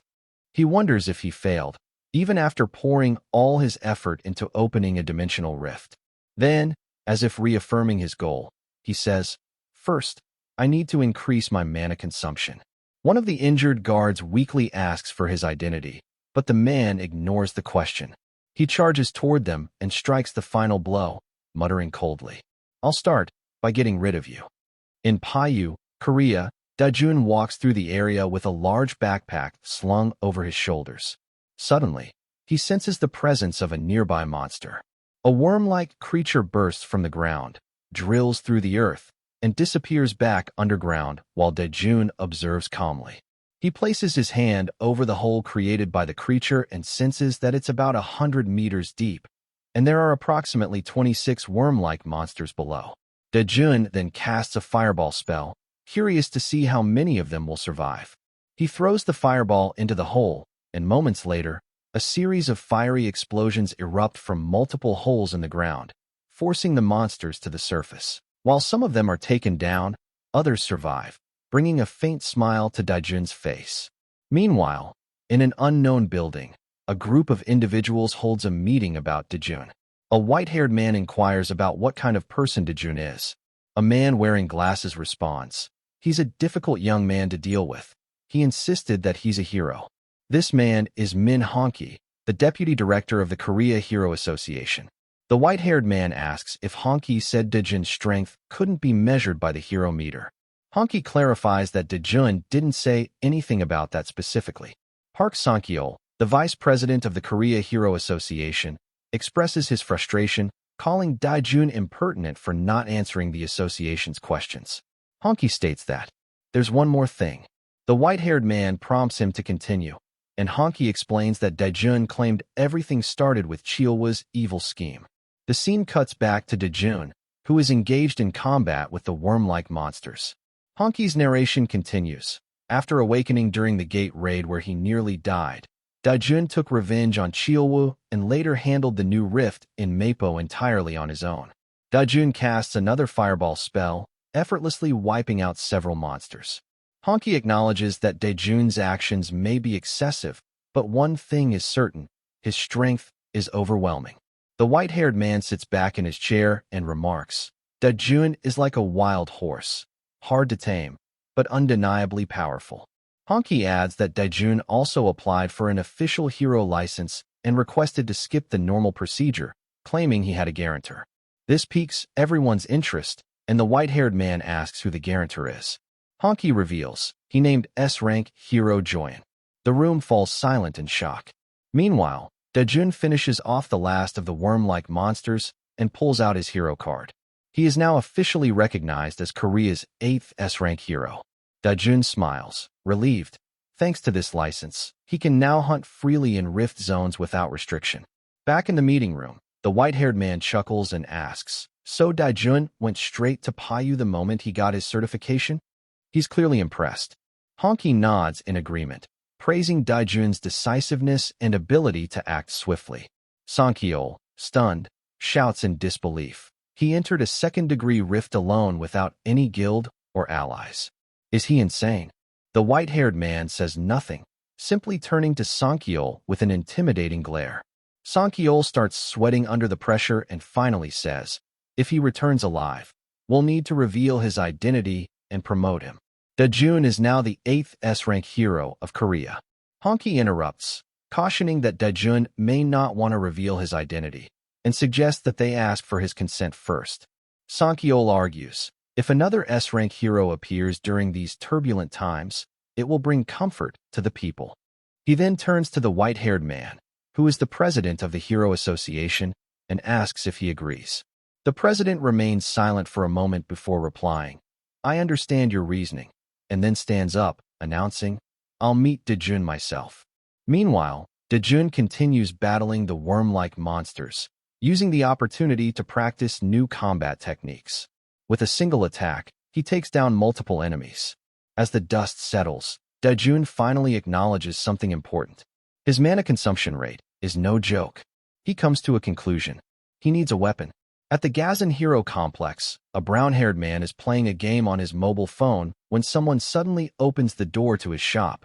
It's none other than Dojin.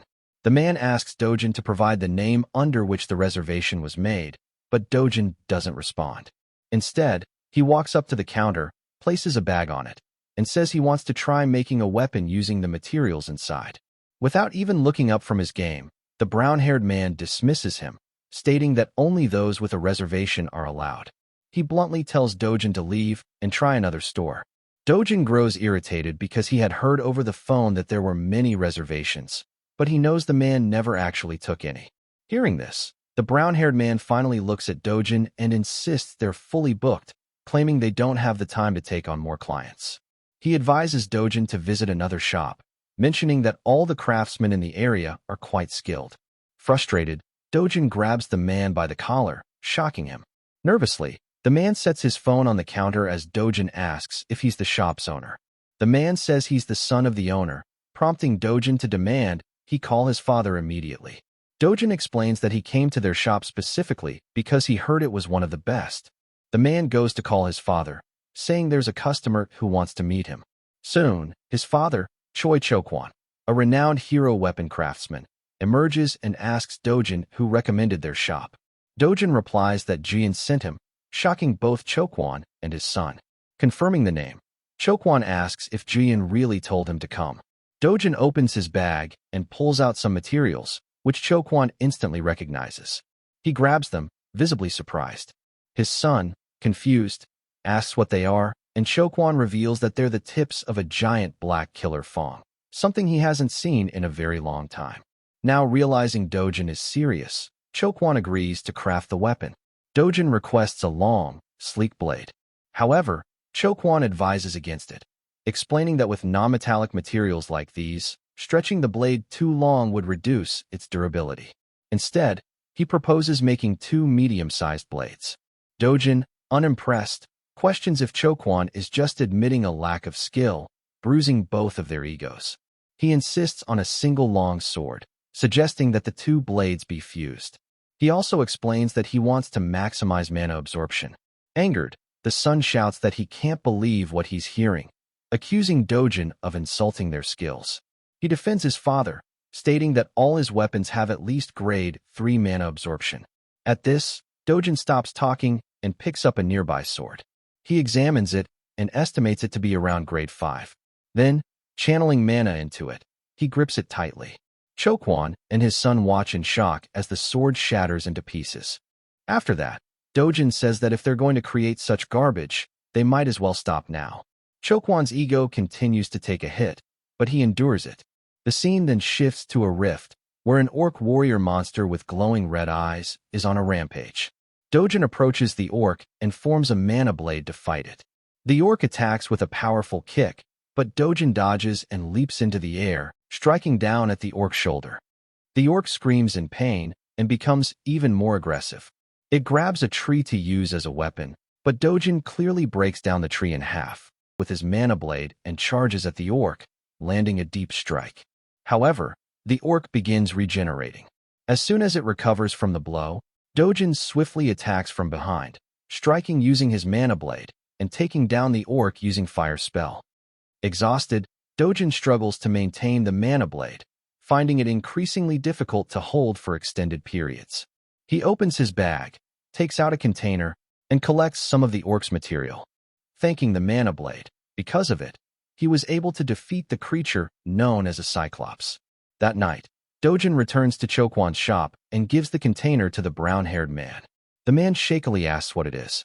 Dojin doesn't answer directly and simply tells him to inform his father that, with this, he can now easily connect the two black killer fangs. Confused, the brown-haired man asks again what's inside the container. Dojin grabs his bag and walks away as the man shouts behind him. As Dojin leaves the shop, he thinks to himself that he has gathered all the basic materials. But to enhance mana absorption, he still needs one more thing. And there's only one place on Earth where he can find it. The scene shifts to a swimming pool where people are enjoying their time. Juyin, relaxing poolside, receives a call from Dojin. She picks up and casually asks why he's calling. After finishing the call, Juyin relaxes and enjoys the view while Inji sits beside her, sipping juice. Juyin asks Inji if the association has decided to send a hero to Brazil. Inji confirms, saying that both the Brazilian government and the association have joined forces to close the rift zones on a large scale. She adds that the monsters in Brazil are particularly violent, but they drop a lot of mana stones, and the salary from the association is decent, so her guild has decided to participate. Inji then invites Juyin to join them, and suggests she bring Dojin along. Juyin becomes flustered, prompting Inji to mention the rumor that Dojin is secretly the 8th S-rank hero. Juyin hesitates and says she isn't sure. Inji questions her uncertainty and teases her about another rumor, that she and Dojin are in a special relationship. Juyin grows anxious and asks what Inji means. Finding her reaction adorable, Inji compliments her and hugs her, revealing that she saw Juyin and Dojin sweetly sharing a Casterian. Juyin starts blushing and tries to come up with excuses but fails, eventually telling Inji she'll ask Dojin. Inji thanks her, but Juyin still warns that she doesn't know if he'll agree to come. Meanwhile, at the workshop, Chokwon is forging Dojin's sword and is stunned, wondering how Dojin figured it out. He uses the Cyclops material Dojin gave him, which begins fusing materials, some not even metallic, together as if they were melted and bonded. Chokwon wonders if Dojin knew that Cyclops materials could be used in such a way. Just then, Dojin enters the shop, standing confidently with a smile. Chokwon tells him he'll try to make the sword as long as possible, just as requested, estimating a length of about 180 centimeters. Dojin informs him that the sword should be crafted as a two-handed weapon but adjusted so it can be wielded with one hand, specifying a weight of 5 kilograms. Chokwon is surprised to hear Dojin suddenly speaking so politely. He had assumed Dojin was just a thug, but now sees that he actually has manners. Looking at the materials, Chokwon begins to suspect the weapon must be truly precious to him. Chokwon advises that 5 kilograms is quite heavy to swing with one hand, and warns that Dojin won't just be swinging it once. But Dojin insists that it's fine, he wants it that way. He then asks how long it will take to complete. Chokwon estimates that the deadline would be at least a month. Dojin wonders if a grade 7 weapon can really handle his full power. He decides that he'll need it, and tells Chokwon to focus on shaping the form for now.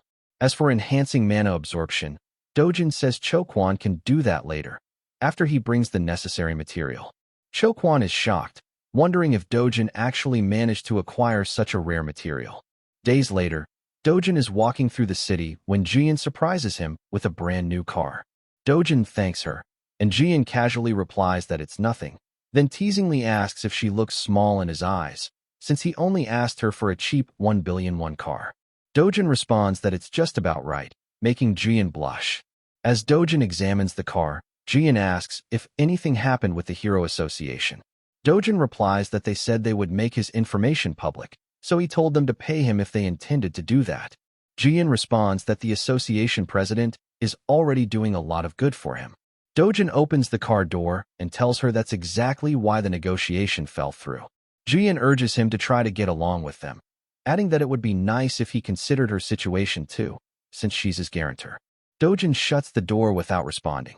Jian then gets in the car as well, mentioning that the association is currently busy preparing for the Brazil operation. She then buckles her seatbelt, saying that once things settle down, the Hero Association might try speaking with the president again. Hearing this, Dojin asks if they're really going to Brazil. Jian confirms it, explaining that they plan to completely shut down some of the rift zones. As Dojin's arm lightly touches hers, he asks if she's going too. Her face flushes red, and in a polite tone, she confirms that she is. When she asks him why, Dojin casually decides to go along with her. Jian blushes even more. The scene shifts to Hiju, who is turning red, but from frustration. Yangpyo is demanding even more money to finish the job. He laughs wickedly, telling her that this isn't the time to pinch pennies. Hiju yells that she already paid him a 3 billion won advance, and now he wants even more. Standing up angrily, she demands to know when he plans to finish the job and declares she should have hired someone else. But Yangpyo only laughs and says no one else would accept a job like that. Hiju snaps back, saying there are plenty of people in the world willing to do the job for cash without asking questions. Yangpyo replies that her intel is seriously outdated and offers her some free advice. He reveals that Dojin is actually an S-rank hero, ranked 8th in Korea. Despite the shocking claim, Hiju doesn't believe him. Yangpyo scoffs, saying he paid good money for that information, and if she doesn't believe him, she can just wait until Dojin takes her down himself. As he begins to leave, Hiju stops him and anxiously asks again if Dojin is really an S rank. Fear creeps in as she realizes she may be in over her head. Still, she agrees to pay Yangpyo even more. She just wants Dojin gone no matter what. Yangpyo grins and replies that while the money is great, he also wants a strong business partnership with Hiju moving forward. She shouts that she'll do whatever it takes. He just needs to make sure Dojin dies. Just then, Yangpyo receives a phone call. He smirks and says it seems the heavens are smiling on Hiju. When she asks what he means, he explains that they now have the perfect opportunity to eliminate Dojin. Meanwhile, the Korean heroes prepare for their departure to Brazil. Several individuals are reviewing their profiles and discussing the 5 S-rank heroes selected for the raid. The lineup includes Jang Sung-go, Park Hae-yeol, Jian, Yangpyo, and finally, a rookie named Dojin, who remains unknown to the world. Soon, the plane arrives in Brazil. At the Brazil Hero Association headquarters in Sao Paulo, a meeting is underway just before the arrival of the Korean heroes. One of the officers reports that the Korean expedition team has just landed at the airport. A black-haired officer responds that it's good news, noting that the Korean team is the fastest among all the nations that responded to the call. A long-haired officer adds that some of the Korean heroes skipped lodging altogether and jumped straight into action, commenting that it's typical behavior for what he calls the hurry-up nation. However, he expresses concern that the Korean team might uncover confidential information. A mustached officer calmly replies that no secret lasts forever, so they only need to keep things tightly under control until the mission is complete. All the officers agree and approve the directive. The mustached man then exhales deeply, thinking about Brazil's national treasure, Hero Moray, who was recently killed by an unidentified entity. According to the black box recording, the attacker wasn't a monster but a human-shaped figure. He silently wonders what really happened near the rift in Santrum. Soon after, the Korean heroes arrive at the Brazilian Hero Association and begin a meeting to receive a situation briefing. Dojin is notably absent, prompting Jian to text him, asking where he is since the meeting has already started. Dojin replies that he's still on the plane, but Jian knows he's lying. He got off with them earlier. Dojin then reveals that he redirected his route and is now headed to Santrum. Jian is shocked to realize that Dojin went alone to the most dangerous rift zone. Meanwhile, the official conducting the briefing informs the other heroes that they'll be deployed to their assigned rift zones in order, following 2 days of local adaptation. After the meeting ends, Jian collects her luggage and hails a taxi. Just as she's about to get in, Yangpyo grabs the door and asks where she's going, pointing out that their schedule hasn't even started yet. Jian calmly tells him there's a place she needs to check out. When Yangpyo asks where, Jian replies that she's going to Santrum. Yangpyo watches her leave, puzzled and concerned, wondering why she's heading toward the one place the association warned them to avoid. At the rift zone near Santrum, Dojin, Jian, Inji, and several other heroes are on the move. Jian asks Dojin to explain why he's in such a hurry. Dojin replies that he waited for them, but they arrived too late. Jian counters, saying that if he had just told her in advance, he wouldn't have had to wait at all. Dojin exhales and stays silent, prompting Jian to insist he tell her what he's really after. Dojin finally reveals that he's hunting a blue croco. Juyin, confused, asks if that's the only reason he came all this way. Dojin looks at her and asks if he needs another reason. Juyin then reminds him that she's 3 years older, implying that he should speak respectfully. Dojin looks surprised, and she adds that she's been using polite speech the whole time, so he should do the same. While Inji enjoys watching their bickering, Juyin tells Dojin that he's way too casual in the way he talks.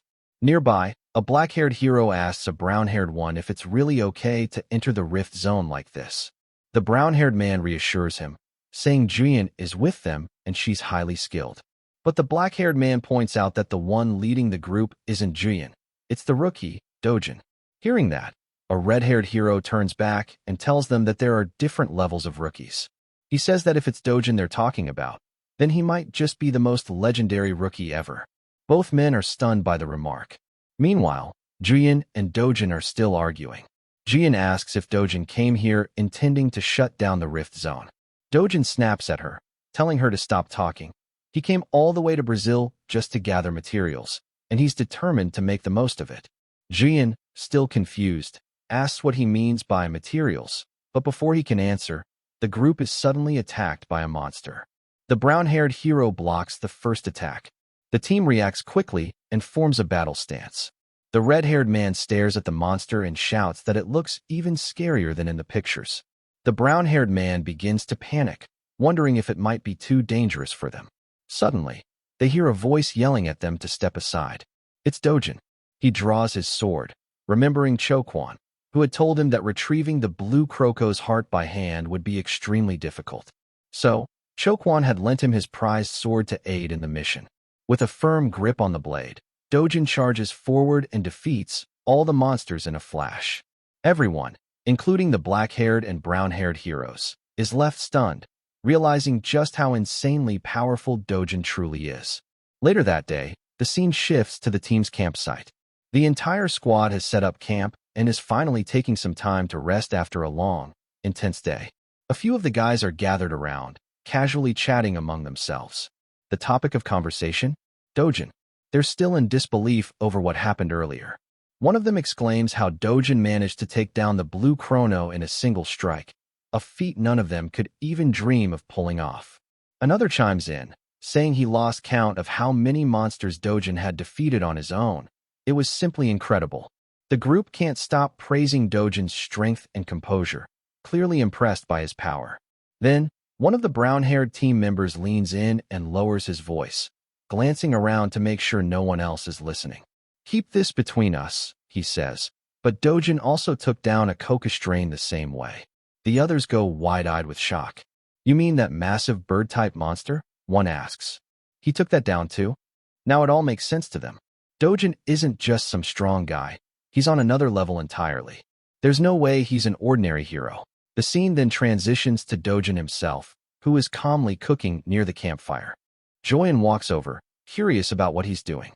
She asks if he's finished sorting out the remains of the croco monster. Without looking up, Dojin gestures at the neatly organized remains and says he's already done.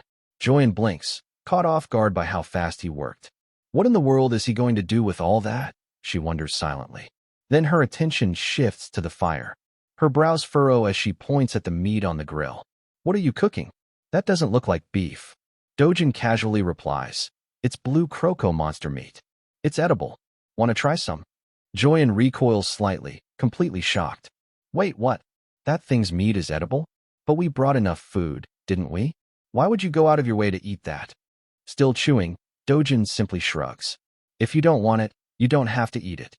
Unbothered, he takes another bite while Joyen watches in disbelief. Meanwhile, Inji walks up, catching the scent of something unusual. Her eyes land on the grill. "Are you seriously eating that?" she asks. "We have plenty of food. Why go through the trouble of cooking monster meat?" Before Inji can protest further, Joyen surprisingly takes a seat and picks up a piece of the grilled meat. Inji gasps, "Are you seriously going to eat that?" Joyen replies, "Dojin said it's edible." She takes a bite, and to her own surprise, it's not bad. In fact, it's actually kind of good. Inji is stunned. "No way." Unable to wrap her head around what just happened, Inji approaches Dojin and lowers her voice. "Okay, what's your secret? How did you win Joyin over? She's never even had a boyfriend before, and she's not the kind of person who falls for guys easily. So what's your dating secret, huh? What made her eat that? Dojin blinks and pauses for a moment, as if her question triggered a deeper memory. His mind drifts back to his days at the Imperial Academy, before he turned 20, when Lady Maisel Grain, of the prestigious Grain Count family, had taken an interest in him.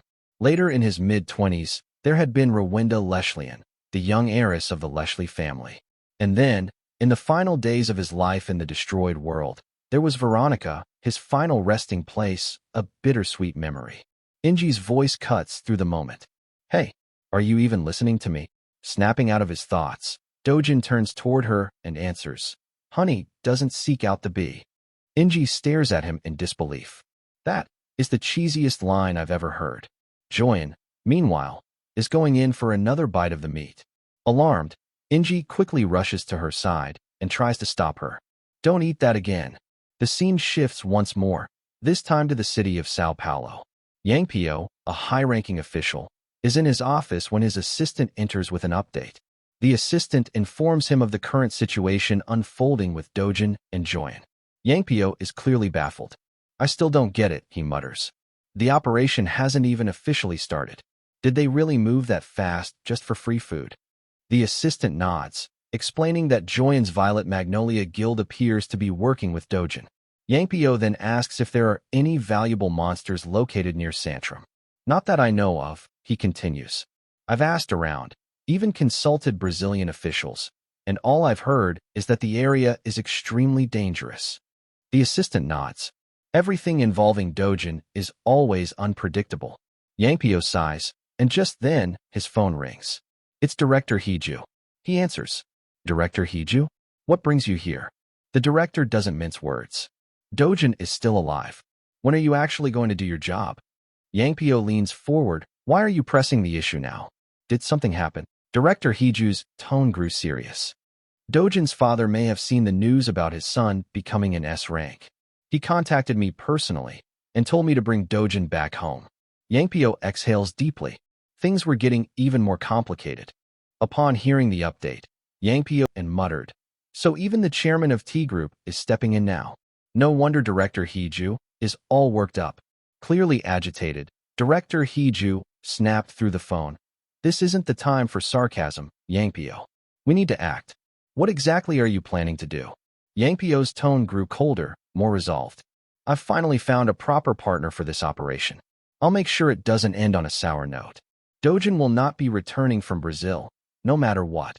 Director Hiju paused for a moment, then said with grim satisfaction, now that's the kind of answer I like to hear. Without another word, Yang Pio replied, glad you get it, and abruptly ended the call. He turned to his assistant, who stood silently by his desk. Get in touch with Takashi's side, Yang Pio instructed. Understood, the assistant responded immediately. Yang Pio then narrowed his eyes at the map in front of him. Dojin walked right into a remote zone. That's going to make our job much easier.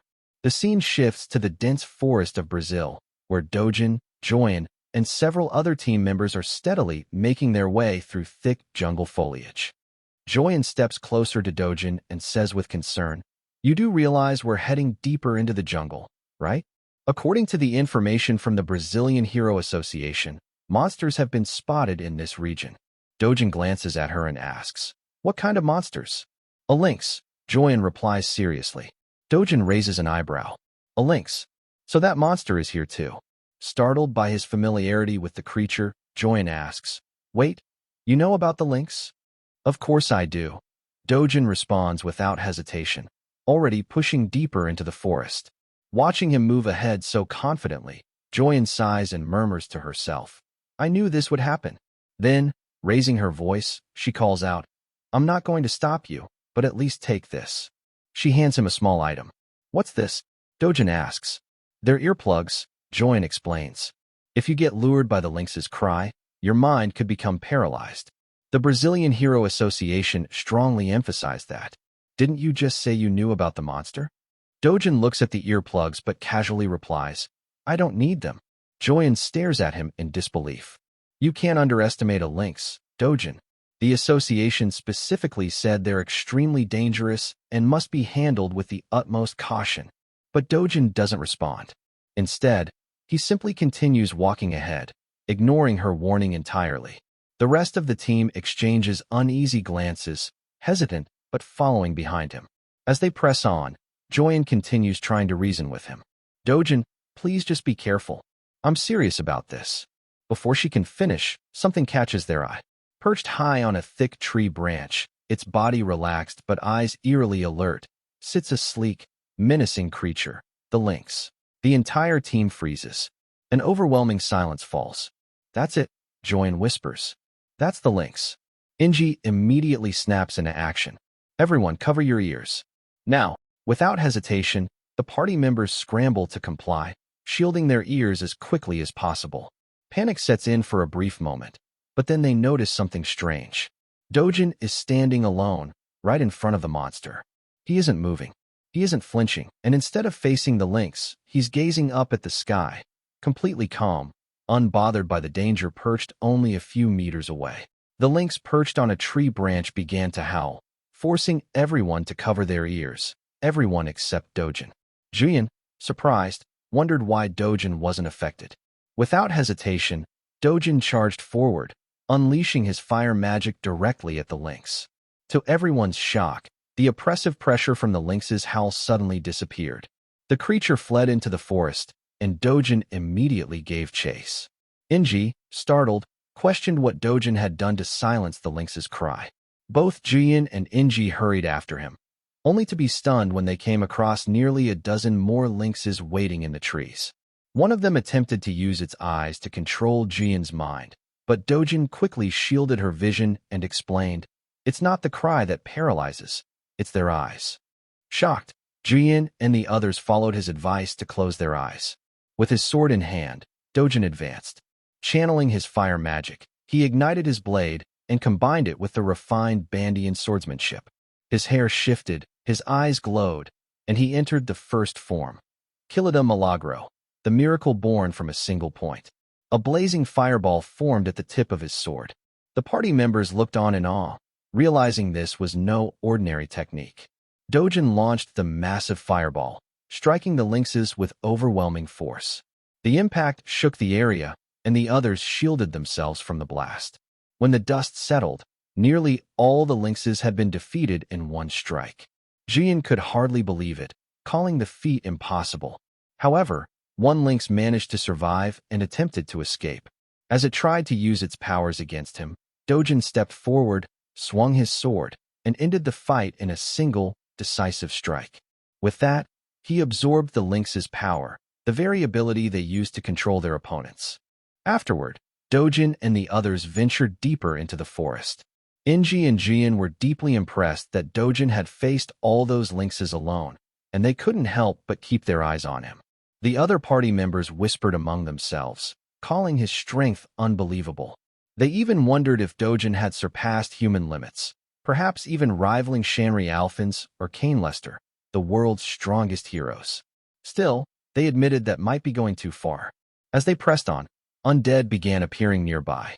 Suddenly, countless undead emerged from a pond, swarming toward them. One party member remarked that the creatures seemed completely unaware of their situation, while another replied that it was natural since undead lacked awareness. As the horde charged forward, Dojin stepped up and defeated one with a single punch. Then, moving with incredible speed, he struck down nearly all of them in a decisive blow. The party stood in astonishment, overwhelmed by the scale of his power. Moments later, the scene shifted. Jian asked Dojin where he had learned his unique swordsmanship, the technique with the red spark that spread everywhere. Surprised, Dojin asked why she wanted to know. With a smile, Jian replied that she wanted to learn it as well. In his mind, Dojin thought that in such a peaceful world, Jian wouldn't need such dangerous techniques. Out loud, he told her that even if she learned it now, she would rarely find a reason to use it. Frustrated, Jian thought to herself that there was a limit to being ignored. As an S-rank hero, she believed she deserved to learn. She told Dojin she would get to use it at least once before her life ended. So why wouldn't he teach her? Dojin remained silent, staring at her. Feeling dismissed, Jian said she understood what he thought of her. Watching their exchange, Inji wondered what was going on between them. She eventually called the group together, instructing everyone to prepare to leave the rift. They all shouted yes, in unison. As they departed, Inji thought to herself that thanks to Dojin, they had cleared the rift without casualties. Next time, she believed they would be able to shorten the process even further. As Inji exited the rift, she suddenly heard arguing voices. Recognizing them, she quickly ran forward. There, she found Dojin with Jian, who was blushing, and in front of them stood Ryoma Takashi, the S-rank hero and guild master of Taigoku. Ryoma stepped closer and told Dojin that today, Troman had planned to enjoy hunting with Jian, and now Dojin was interfering. Angered, Ryoma ordered him to step aside before things escalated. Dojin calmly remarked that it seemed Jian's so-called companion didn't care much about her. Surprised, Jian realized Dojin could understand Japanese. He explained that he roughly understood it. Ryoma, angered by the reply, began releasing his aura and demanded to know what Dojin had just said. One of his subordinates stepped forward, shouting at Dojin to bow his head and apologize. Another warned him to recognize who their leader was. With a serious expression, Dojin replied that he wasn't interested and told them to back off.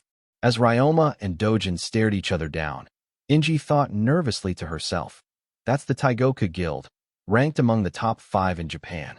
Ryoma is infamous for his temper. Even for Dojin, this could be risky." She stepped in, urging both sides to calm down. But Ryoma brushed her aside, saying it wasn't a place for a child to interfere.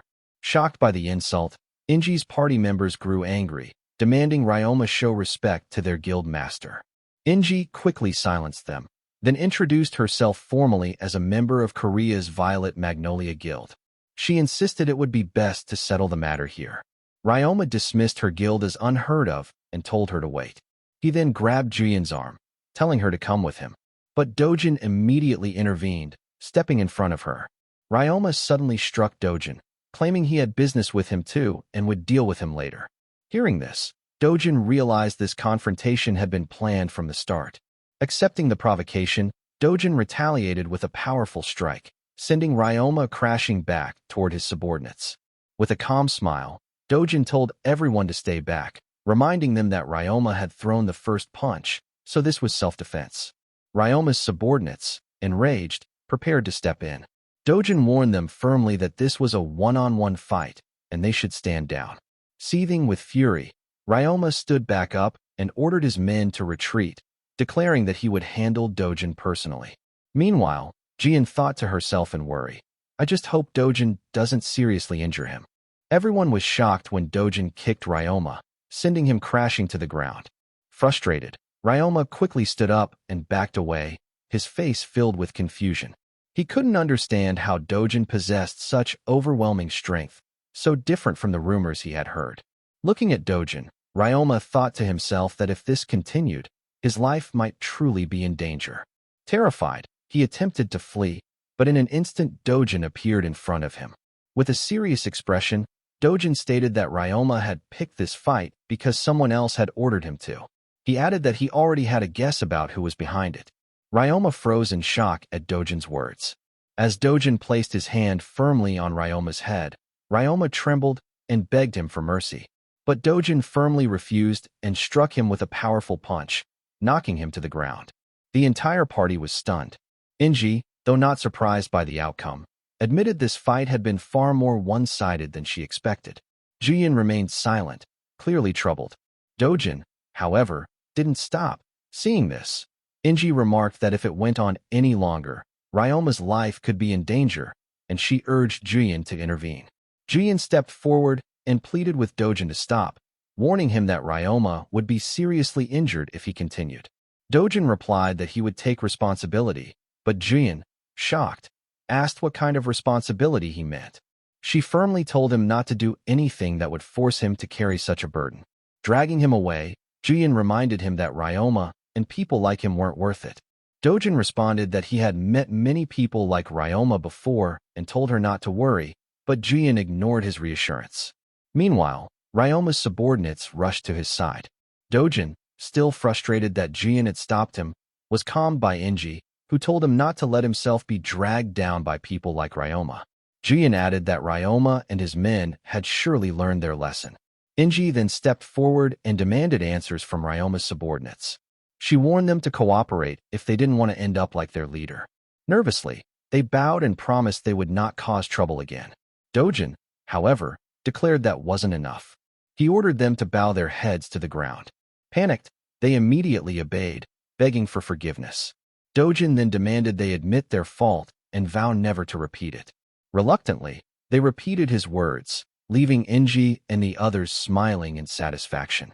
The scene then shifted to Paulo, inside the Hero Association headquarters in Brazil.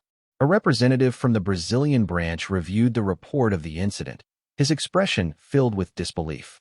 He looked at Inji and Jian, thinking to himself how impossible it was to believe that an S-rank hero like Ryoma had been defeated so completely, and by a single opponent. With Ryoma left gravely injured while the rest of the party remained unharmed. The truth was undeniable, even if difficult to accept. The Brazilian Hero Association had hoped Korea and Japan would cooperate to close the Santrum rift. However, after reading the report, the official announced that if the account was accurate, Brazil would no longer involve itself and would leave the matter to the Korean and Japanese associations. Inji acknowledged his decision. The official then asked if anything unusual had occurred in the rift. Inji replied that nothing special had happened, though Jian silently wondered about his words. The official noted that Dojin's name appeared most often in the report and asked why he hadn't come with them. Jian answered that Dojin had said he needed to finish things. The scene then shifted again, this time to a hospital, where Dojin arrived to meet Ryoma. Stunned to see him, Ryoma froze in silence. With a calm but serious tone, Dojin told him to remain still, explaining that he was there officially for a hospital visit. Then, using the power of the lynx's eyes, Dojin compelled Ryoma to speak the truth. Under the effect, Ryoma admitted that his own recklessness had caused problems for the Korean guild members. Without another word, Dojin left the room, clearly displeased. Rumors about the clash between Korean and Japanese heroes spread rapidly. News reports stated that Takashi was taken down with a single strike, and because of these reports, public support for Dojin began to skyrocket. During an exclusive interview, however, Dojin barely responded, sometimes only nodding blankly or giving the shortest possible answers. Before leaving, reporters commented that although the interview was brief, it was intense. They said his silence conveyed more than words ever could. The video of this interview quickly went viral, with online reactions praising him, saying things like, "That's CO Dojin." The scene then shifts to the Hero Association building, where Nat Tae Hwang, after reading the reports, remarks to his assistant that Dojin has managed to sweep away all domestic issues at once. The assistant agrees, saying the situation is truly explosive, as news about Hero CO Dojin seems to surface every single day. But the assistant also wonders aloud if it's true that the Japanese Hero Association has completely abandoned the investigation. Hwang replies that he heard Takashi himself, the victim, had said so. Hwang doesn't understand this at all, since Takashi always seemed to be scheming or trying to pull something. To him, this can only mean there is something Japan itself wants to avoid. The assistant then asks what exactly Hwang means by that. Hwang admits he isn't sure, but his instincts tell him that soon everything will revolve around Dojin, and he fears the balance of world heroes might be shaken. From there, the focus shifts to the Hero Association's preparations, as the operation to close the Brazil rift is just one day away. Korean heroes who had arrived early were already adapting to the unfamiliar environment, interacting with heroes from around the globe who had gathered afterward. Together, they shared strategies for joint operations, as well as more detailed, individual plans. To encourage morale, a pre-battle celebration was held, and the star of the evening was undoubtedly CO Dojin. At the celebration party, Dojin, dressed sharply, spoke with other heroes. Inji observed that the rumor of Dojin defeating Takashi had clearly gone global, since everyone who approached only seemed to want to talk about that single event. Yet, despite the attention, Dojin never bragged about it, which Inji found incredible. She even remarked that compared to Dojin, both she and Juyin seemed like ordinary people. Juyin, however, remained silent. Seeing this, Inji noticed that Jian's face looked unusually stiff, as if she wasn't even listening. Curious, Inji wondered what exactly Jian had noticed. Then she saw it. Dojin was talking with a stunning woman.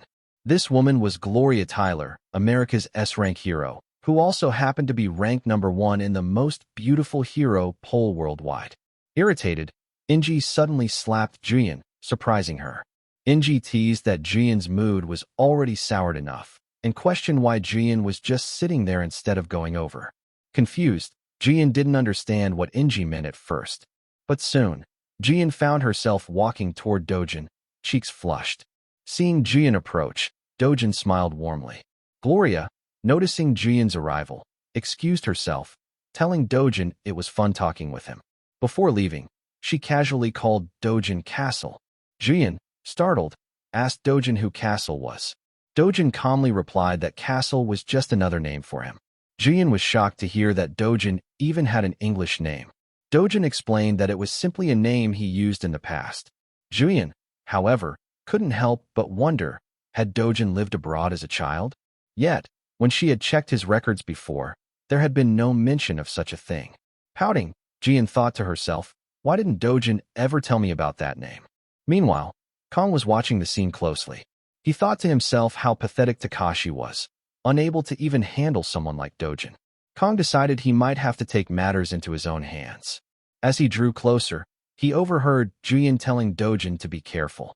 She acknowledged that while she knew Dojin was strong, enemies were not always fair, and Takashi had allies who couldn't be underestimated. Just as Jian began listing their names, Dojin cut her off and told her to forget about it. Jian, surprised, asked why, since Dojin should at least know who his enemies were. But Dojin dismissed it, saying those kinds of people were just like Takashi, cowardly and weak, only pretending to be tough. In his eyes, they weren't a problem at all. Hearing this, Kong was filled with rage and swore to himself that he would personally defeat Dojin with his own hands. Later that night, the scene shifts again. Inji, accompanied by her party, commented that it was the first time she had ever seen something like this. They were now at the rift zone near Santrum. She looked at the entrance of the rift and noted how dark and murky it appeared. One of her party members reassured her, saying there was nothing to worry about since they had 2 S-rank heroes with them, and that they should hurry to close the rift. Inji agreed, telling herself that with such strong heroes here, what could possibly go wrong? With that confidence, she told everyone to enter. As they moved inside, Dojin suddenly seemed tense, as if he had sensed something unusual. Jian, noticing this, asked if something was wrong. Dojin asked her if she couldn't sense it too. Jian, confused, pressed him further, and then turned to Inji, asking if she noticed anything strange. Inji shook her head and said she didn't. But Dojin's expression grew more serious. He explained that the concentration of mana had suddenly risen. At the same time, the scene shifted to a tree nearby, where a monster crouched on a branch. The creature checked its power level and noted that it had already reached 23%. Smirking, the monster said it wouldn't take long to reach 30%. As it gazed at Dojin and the others, it muttered that things would be easier if they all just died here. Suddenly, all the party members began to feel an overwhelming pressure weighing on them. Meanwhile, Dojin realized with sharp clarity that the quality of this mana was unlike anything he had encountered before. It was far denser, even more so than what he had experienced in the Perpetua forest. Jian looked at Dojin, realizing it was her first time seeing him this tense. That alone confirmed it for her. There was definitely something dangerous here. A few moments later, Inji told her teammates to calm down. She explained that this strange heaviness they were feeling seemed to be a natural characteristic of this rift zone. Their bodies were heavier than usual, so she firmly warned them not to let their guard down. Inji then gave clear instructions. She told Jian to focus on protecting the formation as much as possible, and she told Dojin to do the same. Jian nodded and replied that she would carry out the task, while Dojin agreed as well. In his mind, Dojin thought carefully that until they figured out why the density of mana had changed, sticking to formation and staying defensive was the safest approach. Inji then reminded everyone that no matter what happened, their objective was clear: to close the rift. She urged them to stay sharp, and with determination in her voice, she told the team, "Let's move forward."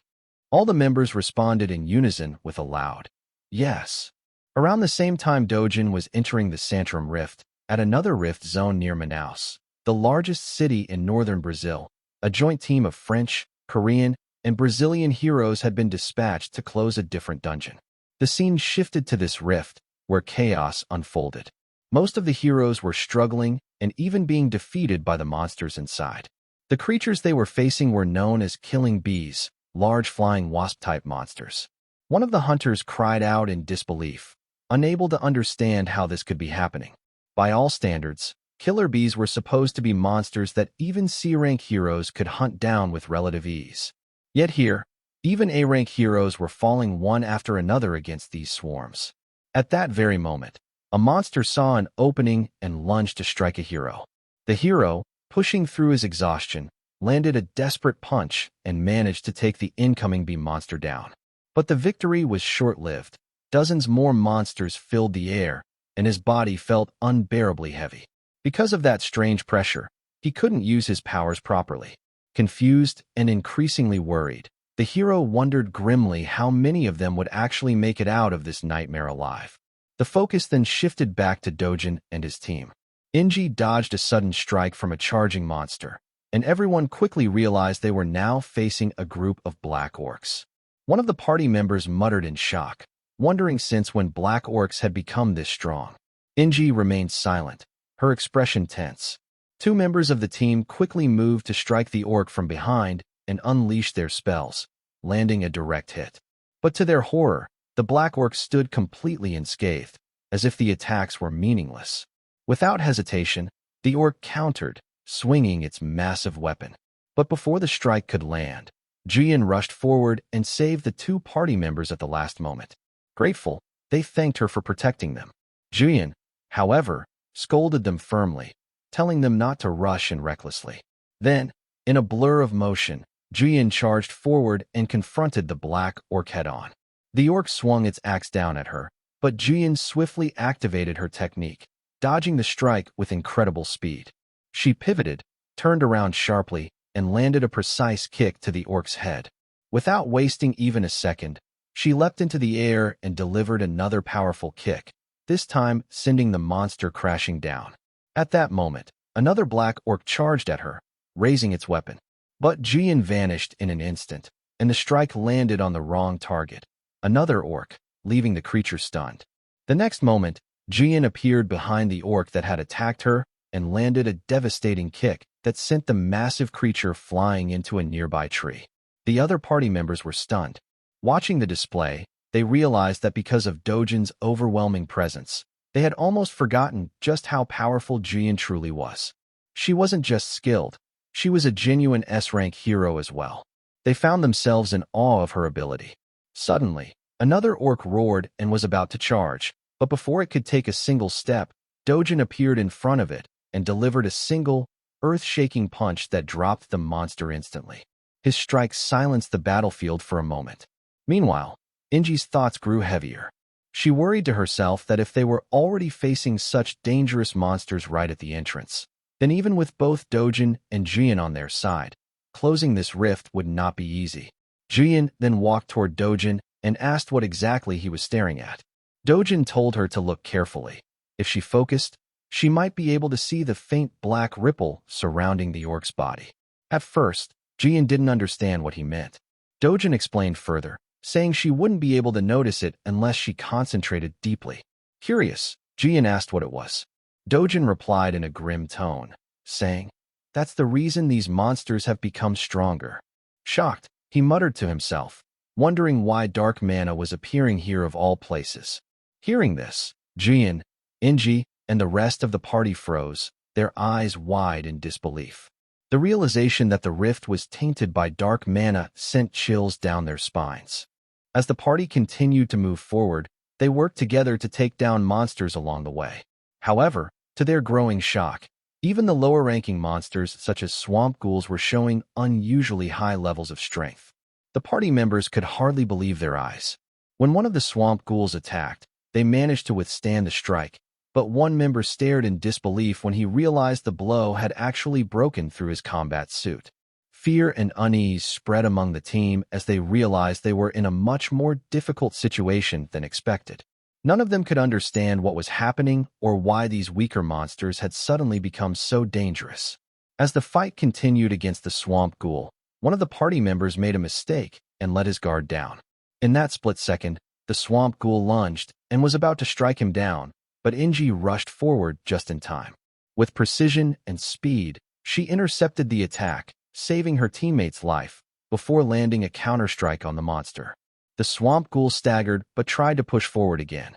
Before it could advance toward the group, Inji delivered a swift and powerful strike that completely took the creature down. Inji thought to herself with concern, if even swamp ghouls are this strong, then facing Belkara will be far worse. The possibility unsettled her. She couldn't believe this was simply the rift's natural characteristic. It felt like something more. Could it be that this strange phenomenon was happening not just here, but across rift zones all over the world? The scene then shifted to the rift zone near Manaus. There, we saw the hero from earlier desperately running for his life. Every other hero who had been dispatched with him had already fallen. Even Brazil's Arbado and France's David, both S-rank heroes, had been defeated. The shocking part was that their deaths weren't caused by an army of countless beasts, but by just a few Belkara. It was unthinkable. The strongest had been overwhelmed in moments. Back with Jian and Dojin, the tension continued to rise. Dojin explained to Jian that Belkara infused with dark mana were especially dangerous. Hearing this, Jian recalled the black aura she had seen earlier. She pointed out that the same dark aura surrounded the swamp ghouls as well. Dojin nodded and confirmed that was exactly what was making the monsters stronger. In that moment, Jian charged forward. With a single strike, she brought down a swamp ghoul, shocking the rest of the team with her raw strength and skill. Meanwhile, Dojin continued his explanation. He told Jian to think of black mana as highly concentrated mana pouring into the bodies of monsters, amplifying their strength beyond normal limits. Jian responded by comparing mana to the magic points people needed to cast spells in games. Dojin couldn't help but let out a sigh at her comparison. Frustrated, Jian frowned and asked what the sigh was for. Was she really that annoying to him? Then she pressed further, asking if Dojin truly meant that mana actually existed in the real world. Dojin replied firmly that the biggest difference between heroes and ordinary people was simply whether or not they possessed mana. To emphasize his words, Dojin charged forward and crushed another swamp ghoul with a single devastating punch. In his thoughts, Dojin reflected on the matter. A world without even the concept of mana must have been peaceful, he thought. But as he looked around, he was convinced that peace wouldn't last much longer. Almost immediately after, another swamp ghoul attempted to strike at him. Dojin countered without hesitation, unleashing a flurry of strikes that brought the monster down instantly. The other party members could only stare in disbelief at his overwhelming strength. At that moment, Jian stepped closer and pointed out that the black mana Dojin had mentioned earlier was clearly powering up the monsters around them. Dojin confirmed her suspicion with a nod. Jian then asked curiously how he knew all this. Dojin looked confused and replied bluntly that it was stranger for Jian not to know, as if such knowledge should have been obvious to her. Following Dojin's warnings, the Silkflower Guild slowed their pace once they left the swamp ghoul area. He had told them Belkara spawn zones were extremely dangerous, and they took his word seriously. Moving cautiously, they advanced deeper into the rift. Suddenly, Inji spotted something unusual and raised her hand, ordering everyone to stop. Pointing ahead, she told Dojin that they had found it, the Belkara's feeding cocoons. She immediately warned everyone to stay on high alert, since Belkara had to be nearby. But Dojin shook his head. No, he said firmly. He activated his fire spell, his eyes fixed on the cocoons. The real danger is actually right here. It's a good thing we found this quickly. Confused, Inji asked if Dojin was secretly a mage, and what exactly he meant by the cocoons being the real danger. Dojin didn't waste time. He unleashed his fire spell directly at the cocoons. Then he explained to everyone that Belkara, infused with dark mana, used these cocoons to control monsters like puppets. If they didn't destroy the cocoons first, they would soon find themselves surrounded and wiped out in an instant. Thanks to his quick action, they had prevented disaster. Now, their mission was clear. All that remained was to find the Belkara itself and take it down. Everyone gets shocked hearing this. Inji thinks to herself that even though this is Dojin's first time here, he already knows everything. This guy is something else. The more Inji watches Dojin, the more she realizes that she was wrong to think he was just strong. Isn't this level of strength basically cheating? Then Jian steps closer to Dojin and says seriously, "Be honest with me. Is this your second life or something?" Hearing that, Dojin smiles faintly and thinks to himself that her guess is close enough, he supposes. After that, Dojin asks Inji how far they are from the fisher's core. Inji replies that once they get through this dense jungle, they'll be about halfway there. Hearing this, Dojin confidently remarks that they'll be clearing this place by the end of the day. Both Inji and Jian are surprised by his statement. Inji explains that maybe it's easy for Dojin to think they can clear the rift today, but the rest of her party members can't handle that pace. Most of them have already used up their stamina fighting monsters. Looking at the tired and exhausted party members, Dojin tells everyone to rest there while he goes to deal with Belkara real quick. Inji is startled hearing this, but before she can say anything, Dojin rushes off in the direction of the monster.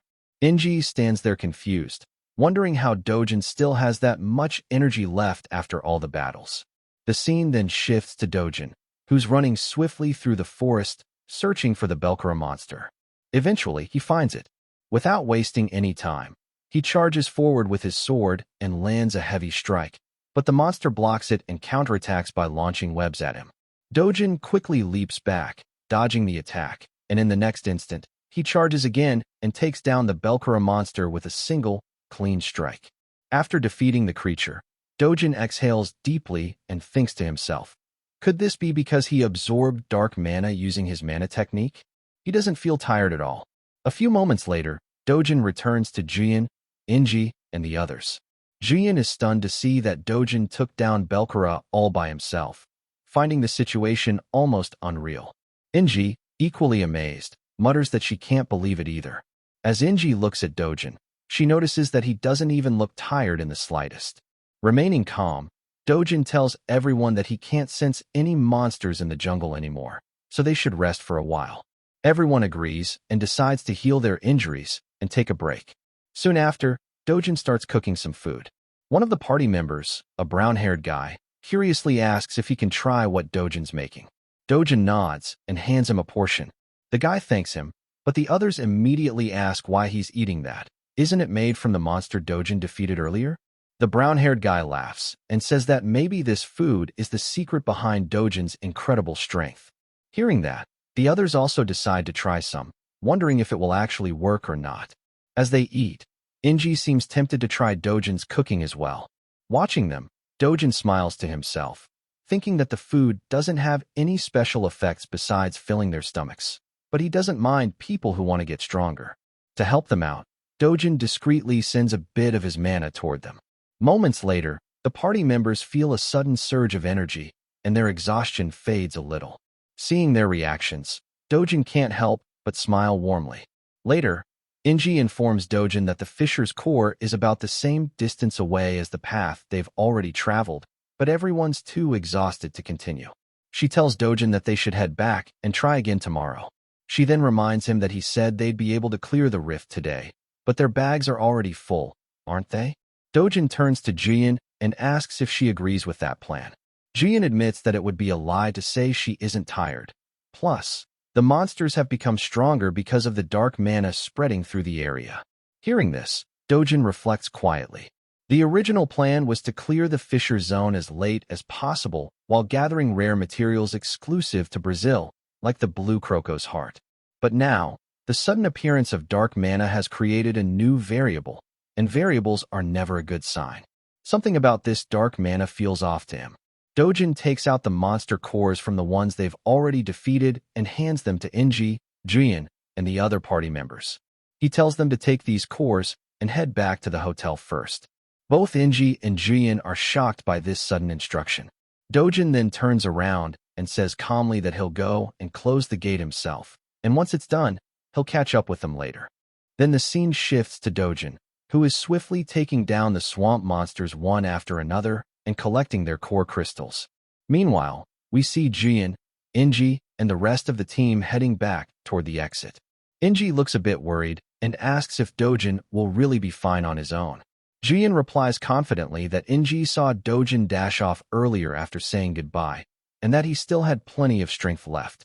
Inji nods, agreeing that it's true. Then, with a teasing smirk, she remarks that Jian's face looks a little gloomy. Is she perhaps worried about Dojin? Jian immediately denies it, replying that she's not worried at all. But deep down, Jian thinks to herself that it's actually embarrassing to even call herself the same S-rank as Dojin. In her mind, she doubts that there's anyone else like him among all the S-ranks in the entire world.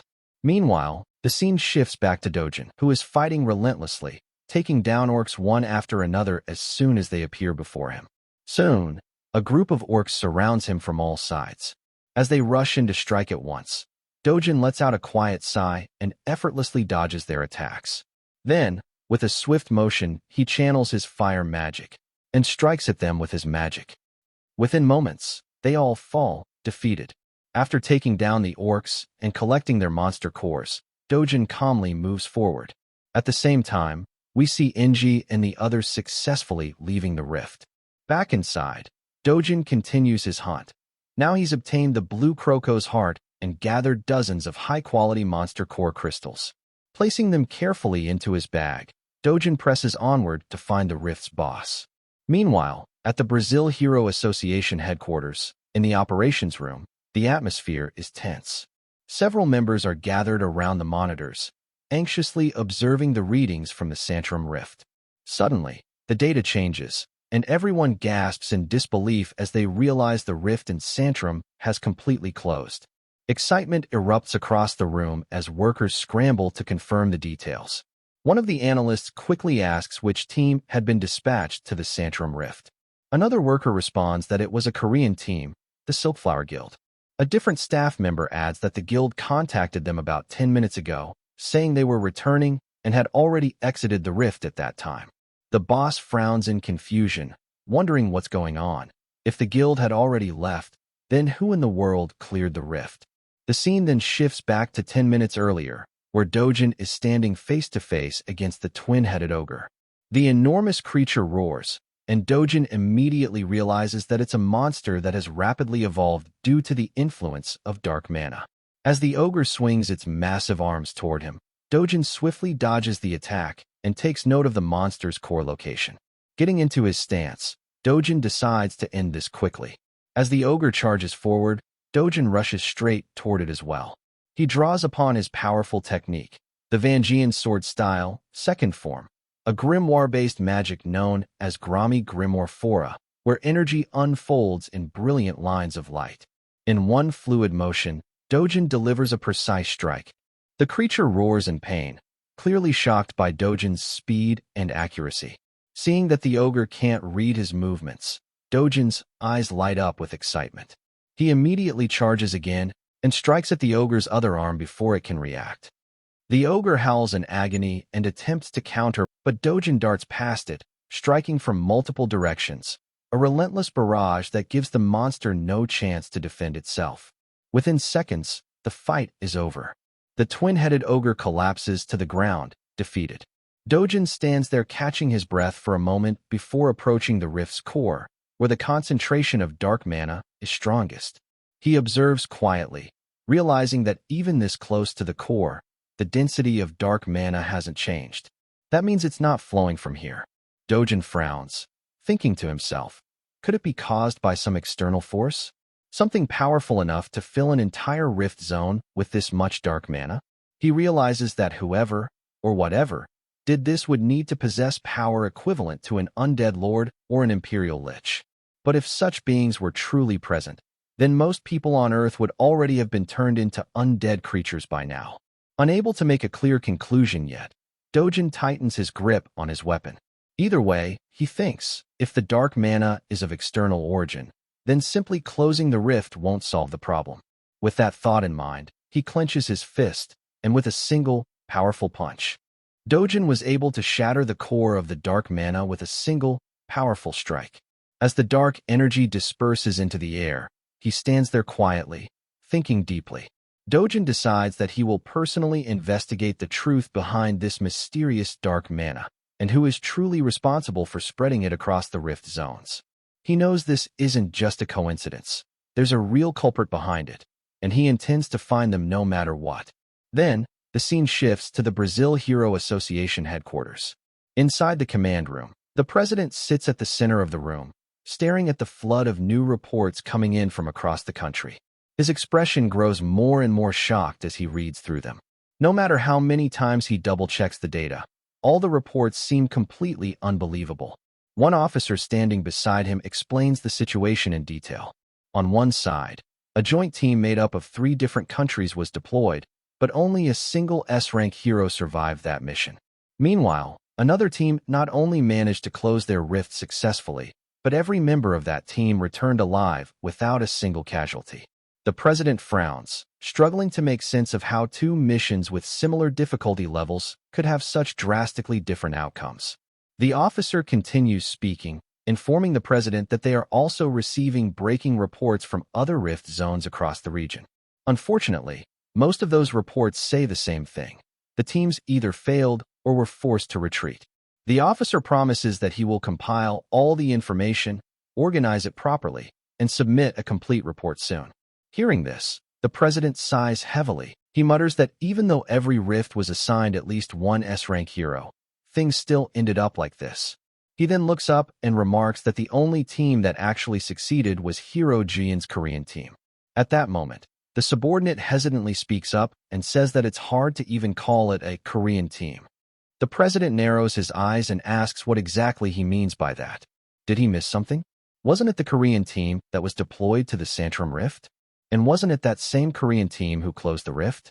The subordinate nervously explains that according to all current reports, the rift was actually closed after Jian's team had already exited it. The president's eyes widen in shock. He finds it almost impossible to believe what he just heard. He immediately demands an explanation, asking how the rift was closed if no one was inside, and where Hero Jian is right now. The subordinate quickly replies that Hero Jian and her team should be arriving at headquarters at any moment. The president, startled by the news, stands up and decides to leave immediately to meet them in person. From the moment Jian and Inji's team exited the rift, it took them about an hour to reach headquarters.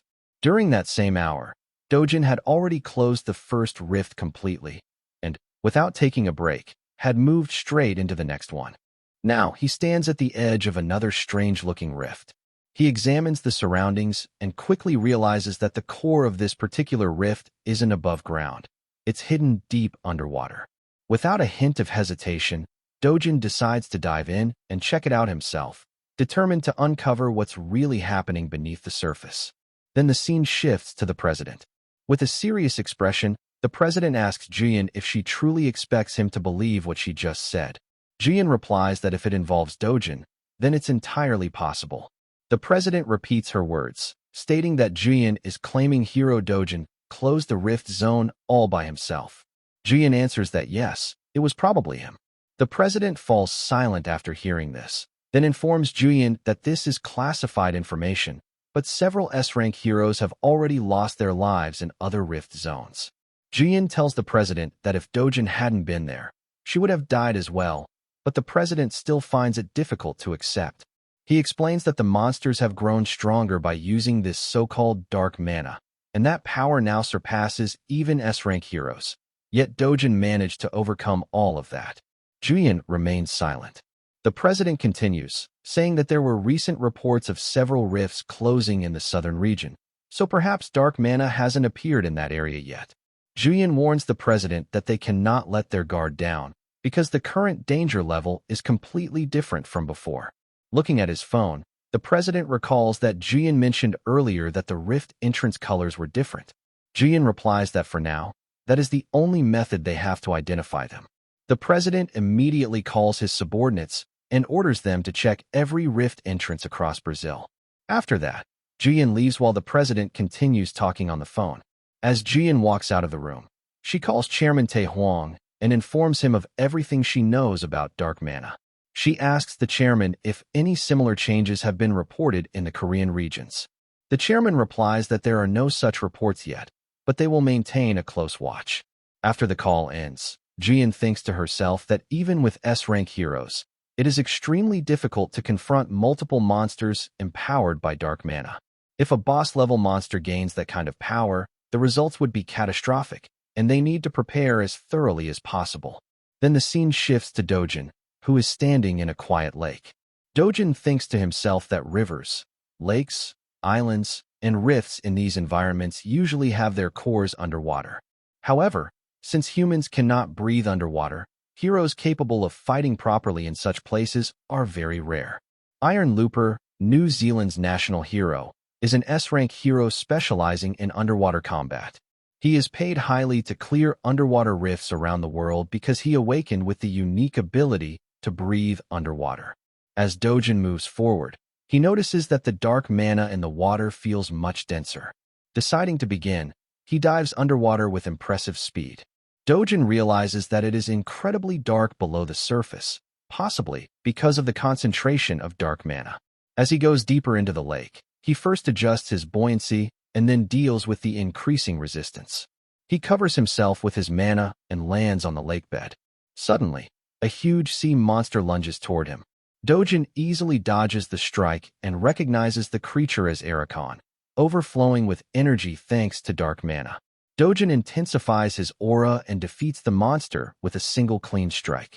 Then more sea monsters rush toward him. Meanwhile, Dojin thinks that if Iron Looper could witness this scene, he would be completely shocked. Dojin charges forward and strikes the incoming monsters. Moments later, even more creatures appear, surrounding him on all sides. Growing frustrated, Dojin thinks it is far too annoying to deal with so many monsters at once. He quickly rushes in another direction, and as he moves forward, he is surprised to spot a single fish calmly floating alone in the deep water. Dojin recognizes that the creature is an Armos, and he is genuinely surprised, as he never expected to encounter an Armos here. In Dojin's previous life, all the individuals who later became legends shared one important thing in common. They had hunted an Armos back when they were still unknown. Knowing this, Dojin understands that he cannot afford to miss such a golden opportunity. However, as he gets closer to the Armos, it begins to emit a deep purple aura. Dojin quickly readies himself as the Armos' purple mana spreads around him. Dojin thinks to himself that Armos creatures have no natural enemies. No matter what they face, they create a unique subspace and overpower their opponents within it. As the creature's subspace begins to expand, Dojin barely manages to block its influence. He realizes that it would be easy to defeat this Armos right away, but doing that would prevent him from obtaining the Armos subspace ability.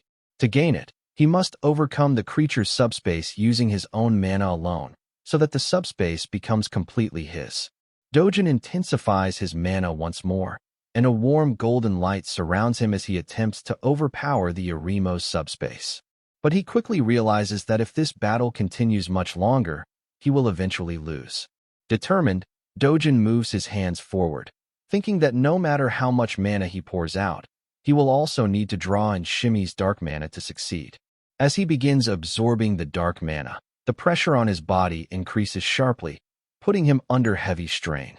Dojin understands that his body is not strong enough to endure this forever, and he must finish things quickly. Then the scene shifts outside the lake, where a huge splash erupts from the surface, revealing that Dojin successfully acquired the Armos subspace. He immediately falls back into the water from exhaustion. A few minutes later, Dojin wakes up, realizing he briefly lost consciousness. As he stands, he checks the state of his mana and sees that his power has noticeably increased compared to before, confirming that obtaining the subspace was worth the risk. Dojin grabs his bag and places it safely into the subspace. After that, he lets out a tired yawn and remarks that there is nothing left to explore in this rift. With everything completed, Dojin decides to close the rift and head back to the lodge. Then the scene shifts to the Korea Hero Association, where the chairman's assistant explains that although it hasn't been officially announced, the reports about the hero's demise are said to be true. Hearing this, Chairman Huang sighs deeply, saying that they have lost valuable talent, something they could not afford to lose. The assistant adds that the incidents seem to have occurred only in specific rift zones. Chairman Huang remarks that Hero Dojin has somehow managed to close those same kinds of places, making him appear even more remarkable than expected. The assistant further explains that with the recent incident involving Ryman Takashi already becoming a major topic, this new situation will create an even bigger shockwave. He mentions that during the UK incident, hero Jian received most of the attention, but having one of their own heroes be at the center of the global spotlight now feels genuinely encouraging. Chairman Huang then asks about the situation with the domestic rifts. The assistant replies that they haven't detected any anomalies similar to what happened in Brazil, but they suspect it may be a sudden, localized phenomenon. Chairman Huang tells him they cannot jump to conclusions and orders him not to slack off on monitoring, not even for a second. The assistant responds, "Of course." Chairman Huang then admits he is worried about Hero Dojin because Brazil's president, Daniel Lopez, is known for being extremely stingy, and he is certain Daniel will try to squeeze every bit of benefit out of Dojin while he is still in Brazil. The assistant suddenly says, "No way." Surprised, Chairman Huang asks what he means. The assistant replies that in his opinion, it's actually Chairman Daniel who needs to worry about Dojin. Hearing this, Chairman Huang bursts into laughter, saying that Dojin truly isn't an ordinary man. The scene then shifts to the Brazilian Hero Association, where Daniel complains that Dojin's demands are too much. We see Dojin sitting with Jian and Inji. Dojin calmly responds, asking what Chairman Daniel means by too much and stating that if that is the case, then they have nothing more to discuss and he will simply take his leave. As Dojin stands to go, Chairman Daniel quickly stops him, asking him to consider Brazil's safety and reminding him that it is his duty as an S-rank hero. Dojin looks serious and replies that he already closed 2 rifts on his own, so what duty does he still owe?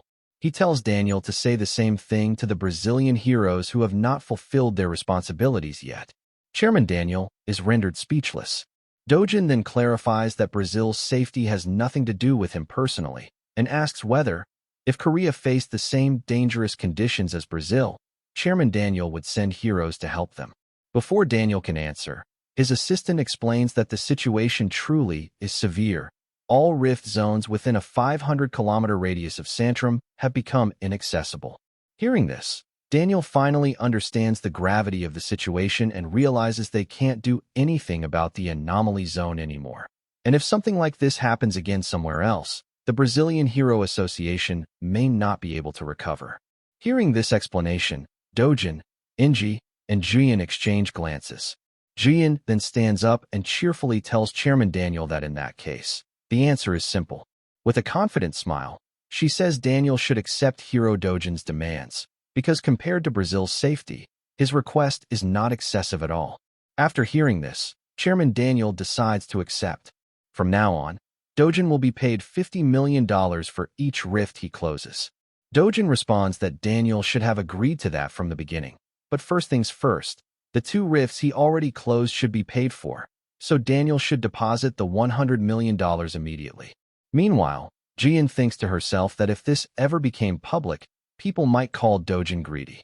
However, the proud Brazilian Association would never leak this information, and even if it did somehow get out, Dojin is the type who wouldn't care at all. On the other hand, Dojin thinks to himself that at this rate, the thing he wanted, a perfectly safe home, has already been secured, and with that, he has kept his promise. Then, the scene shifts inside the gate, where we see Dojin facing an ogre. The ogre becomes enraged after being struck by Dojin's punch. Dojin calmly remarks that the ogre is a tanky-type monster, noting that it was able to withstand his initial attack without much difficulty. With a confident smile, Dojin decides to test out a new technique. As the ogre charges forward in a furious rush, Dojin swiftly dodges the incoming strike and counters with a powerful kick aimed at the monster. However, despite the force behind the attack, the ogre is still able to endure the blow. Filled with anger, the ogre lets out a roar and swings another punch toward Dojin. At that moment, Dojin activates his new subspace technique. A subspace portal opens behind the ogre, causing the monster's own attack to land on itself instead. After using the technique, Dojin reflects that while it is effective, it is not very efficient for sustained combat, as the mana consumption is far too high to rely on frequently. The scene then shifts to the Brazil Hero Association, where staff members inform Chairman Lopez that the Maurer's Southern Rift has been successfully closed. Lopez is stunned upon hearing that the gate was cleared in just 8 hours. He immediately instructs his secretary to deposit the promised payment, and she promptly transfers $50 million to Co. Dojin. The secretary warns that at this pace, the association could end up spending billions of dollars in just a few days. Lopez responds firmly, stating that they cannot allow Dojin to take all the rewards alone. Hearing this, the secretary asks whether they plan to delay the payments. Lopez reacts angrily, pointing out that if they do such a thing, Dojin might simply quit altogether. When the secretary asks what his plan is, Lopez orders the staff to immediately contact every nearby A-rank and S-rank hero. He announces the formation of a special team to compete with Dojin, offering a reward of $10 million for the team. Lopez further instructs his secretary to provide full support to the new team and push them to close rifts faster than Dojin. She immediately replies with a firm, "Yes, sir." Internally, Chairman Lopez views the situation as a competition, Co. Dojin versus the International Hero Alliance, to see which side can close more rifts. Meanwhile, Yao receives a message from Chairman Lopez. Seeing it, Yao thinks to himself that the chairman has finally made a decisive move. His subordinate explains that rumors about S-rank heroes having died are quietly spreading and making everyone increasingly uneasy. Yao remarks that $10 million seems small considering the manpower involved, but since the mission will be easier with everyone acting as a single team, it is not a bad deal. He then comments that ending up on the same team as Dojin would be extremely annoying. His subordinate responds by saying that Co. Dojin is not on the list. Surprised, Yao checks the list himself and is shocked to see that Juyin and Inji are also missing. Confused, he begins to wonder what is really going on behind the scenes. The scene shifts back to Dojin, who receives a notification confirming the deposit of $50 million. Seeing this, Juyin asks whether the association is paying properly. Dojin replies that it appears they are.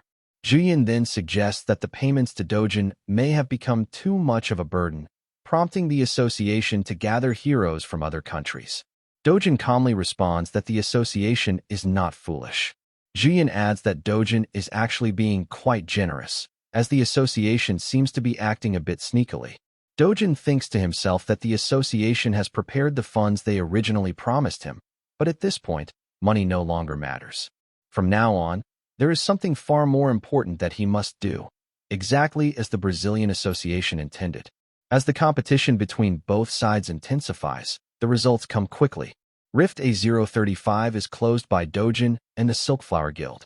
Rift C012 is closed by the Hero Alliance team, consisting of 1 S-rank and 5 A-rank heroes, with several sustaining light injuries and 2 A-rank heroes suffering serious injuries. Rift A037 is closed by a single individual, Co. Dojin alone.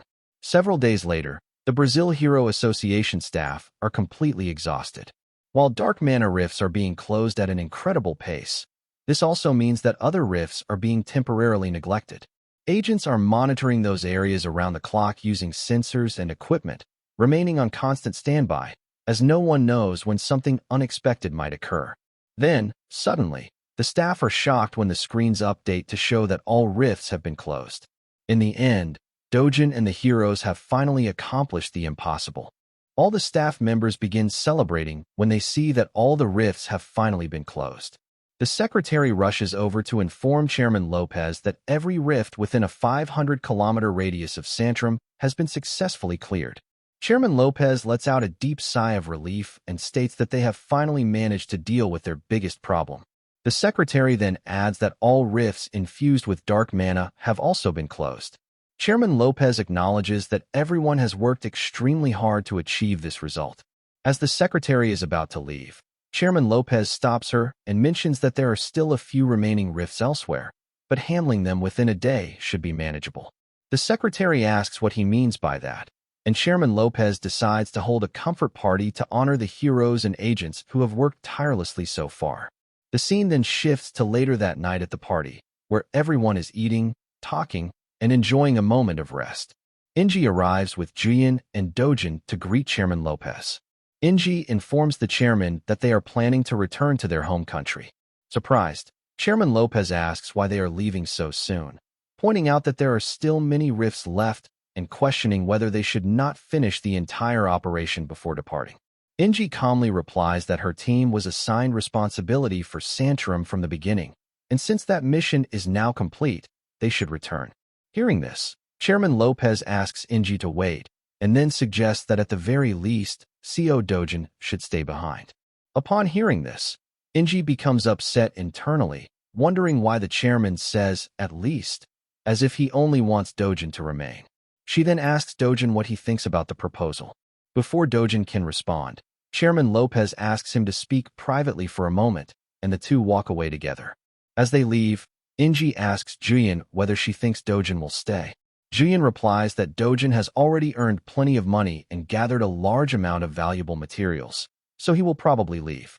Hearing this, Inji teasingly says that Juyin simply does not want to part with Dojin. Juyin, blushing, replies that she has no idea what Inji is talking about. When they see Dojin walking away afterward, they assume that he is leaving the party. The scene then shifts, revealing Dojin speaking with an S-rank hunter named Castle, also known as the White Fox. Seeing this, Inji urges Jian to hurry and take a look. Confused, Jian asks what Inji is talking about, but Inji tells her to check what Dojin is discussing with Castle. Jian dismisses it as nonsense, but Inji scolds her for being so clueless and warns that if Jian does not want to lose Dojin, she should make a move. At that moment, Jian overhears Castle telling Dojin to think carefully, saying that this is a good opportunity for him as well.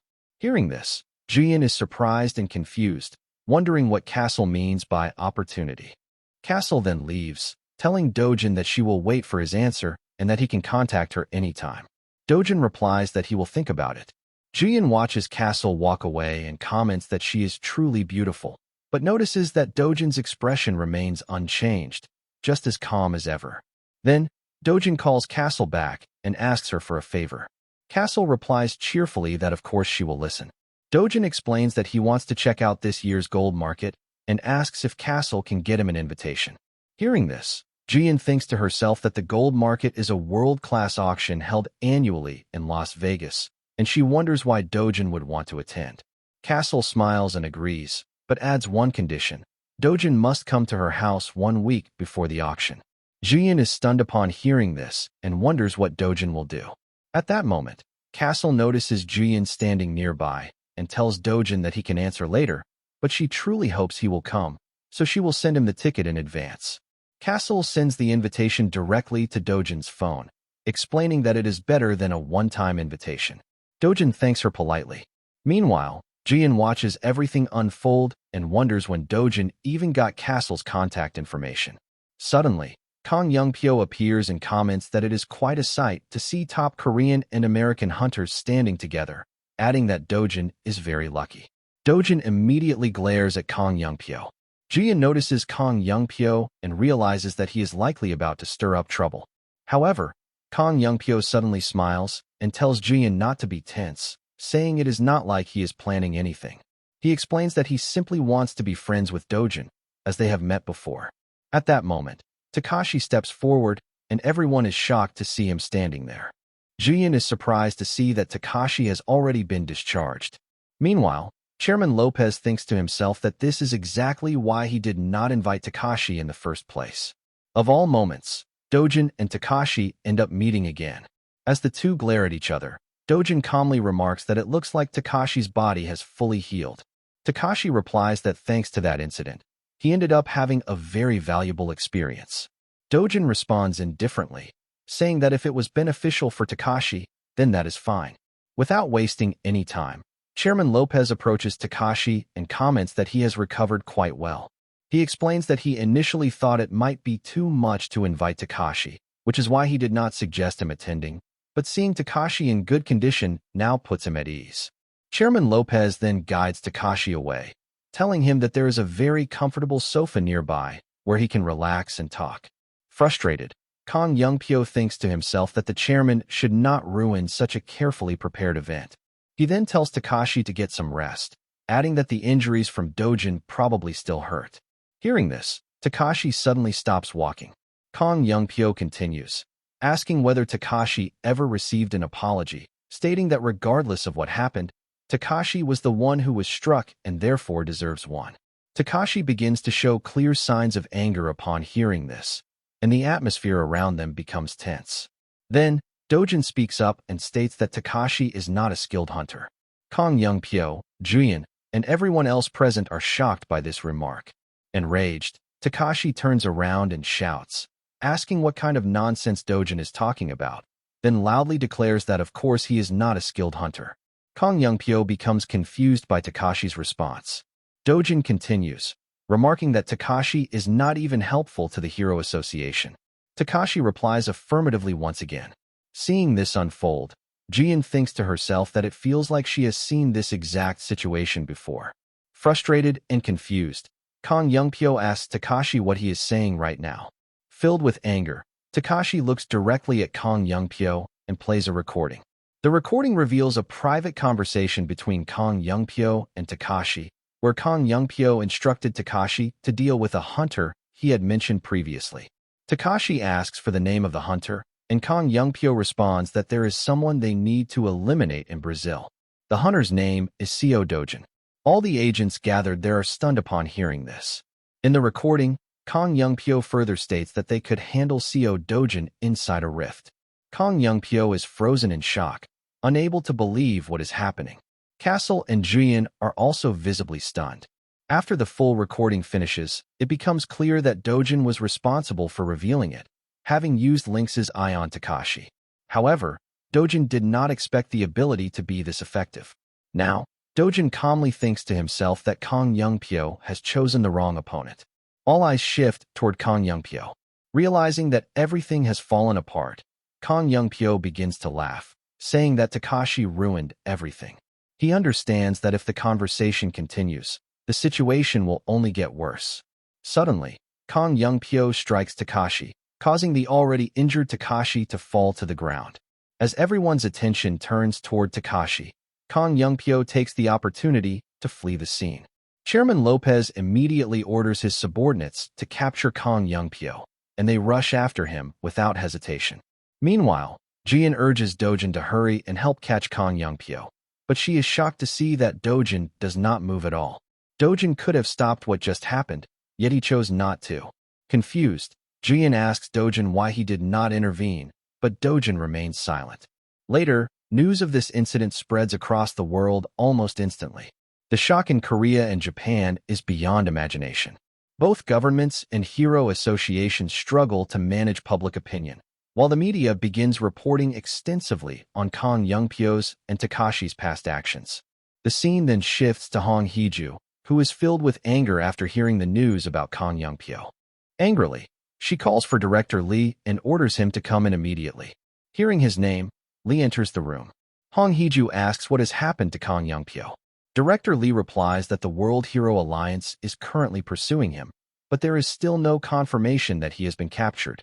Filled with anger, Hong Hee-ju says she cannot believe how the situation has escalated. She then asks about any remaining loose ends.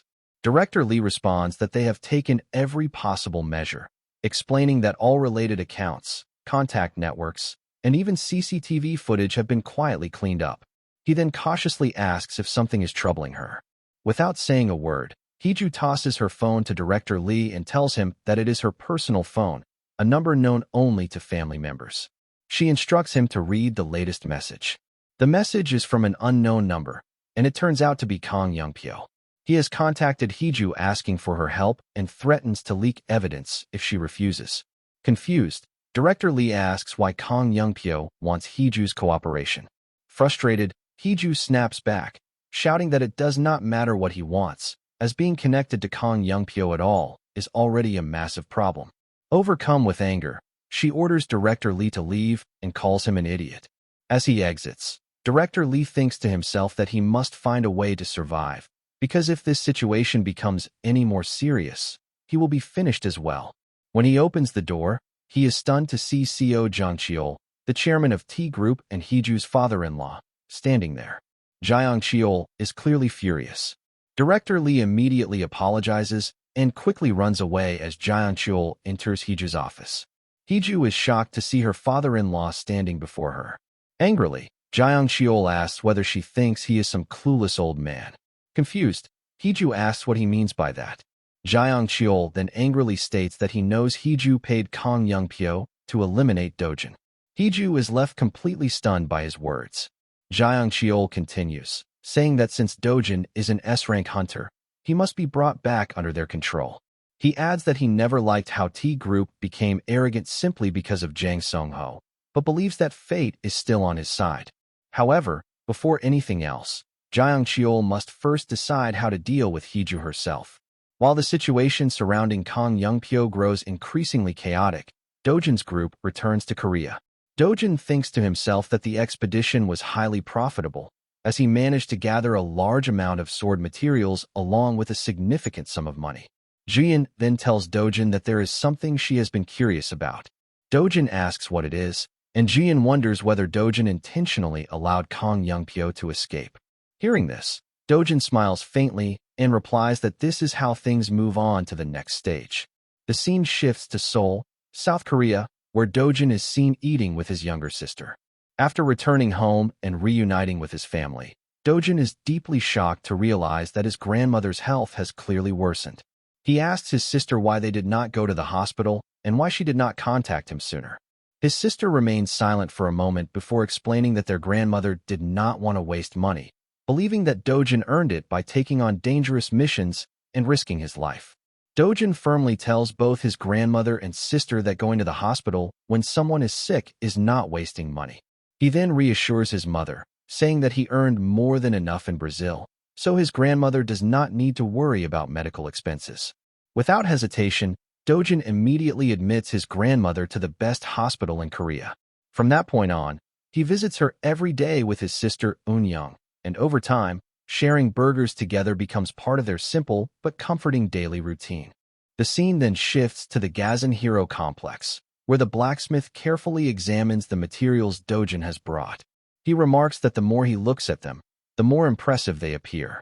The blacksmith explains that he has never seen blue croco materials in such excellent condition before and confidently states that he will be able to forge a sword far better than originally expected.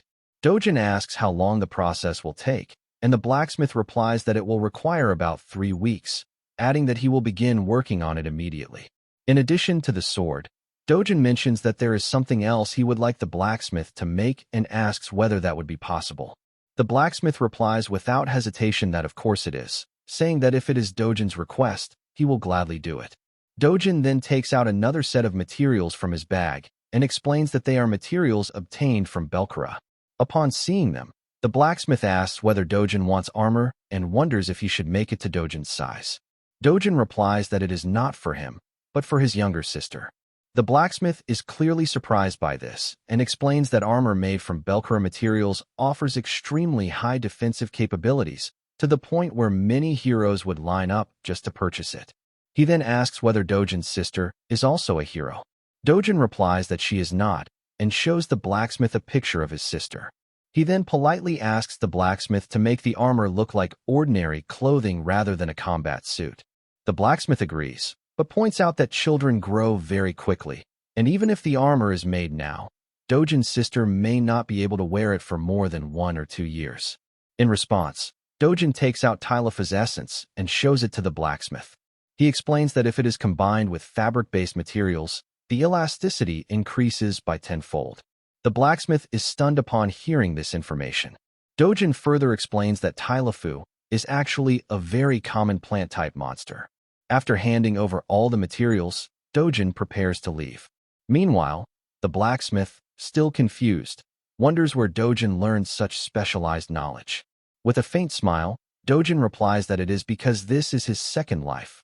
The scene then shifts to a man named Sung Wook, a former chief secretary of T Group who now works as a freelancer. He walks into a quiet restaurant and notices someone already waiting for him. Sung Wook thinks to himself that it is good to meet this person discreetly. As he approaches and introduces himself, it is revealed that the person he is meeting is Dojin. Sung Wook sits down and remarks that Dojin has become extremely popular these days, then asks why Dojin wanted to meet him.